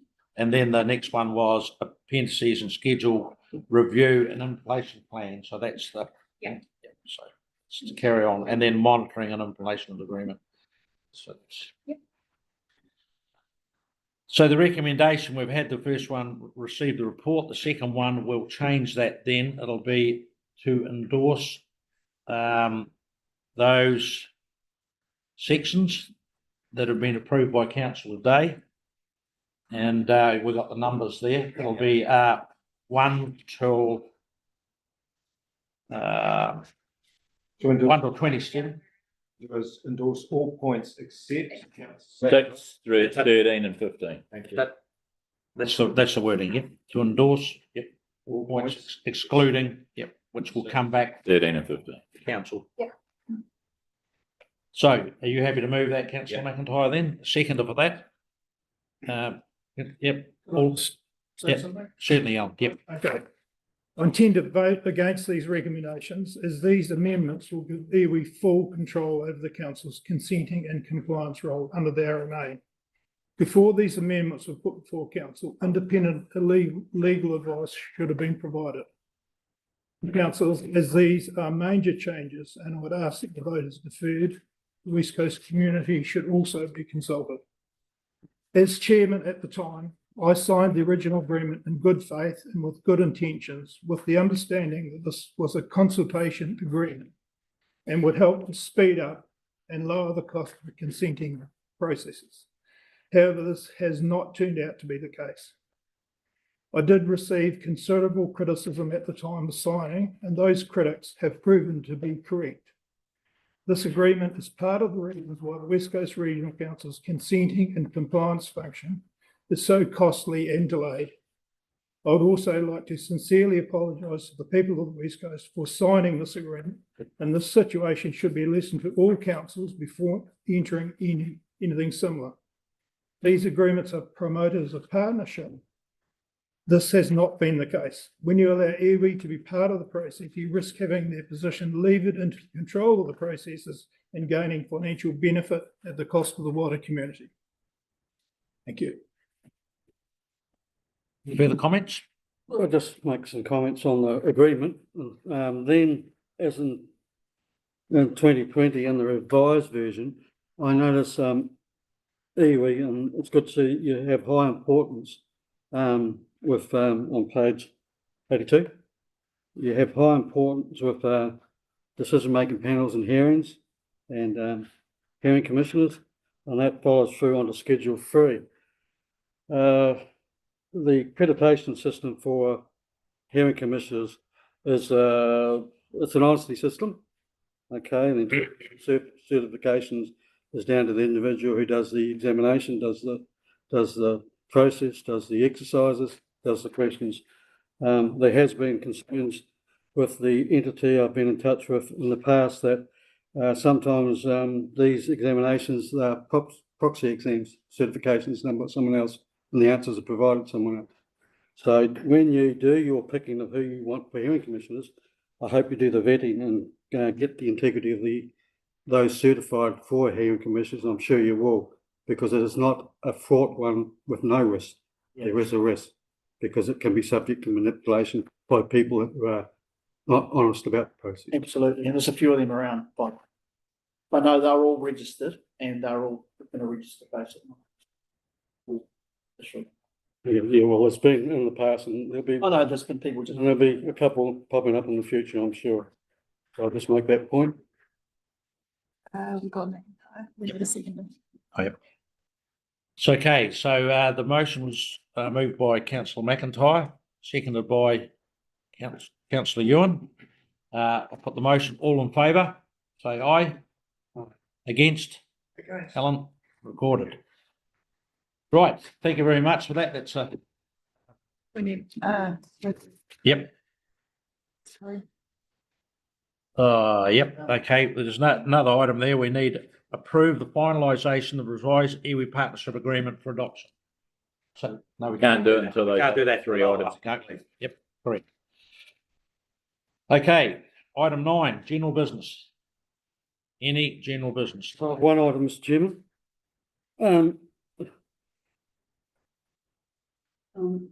I'd just like to ask the question of the Chief Executive. Is there an investigation being carried out by the appropriate authority into an alleged fraudulent activity by a past staff member?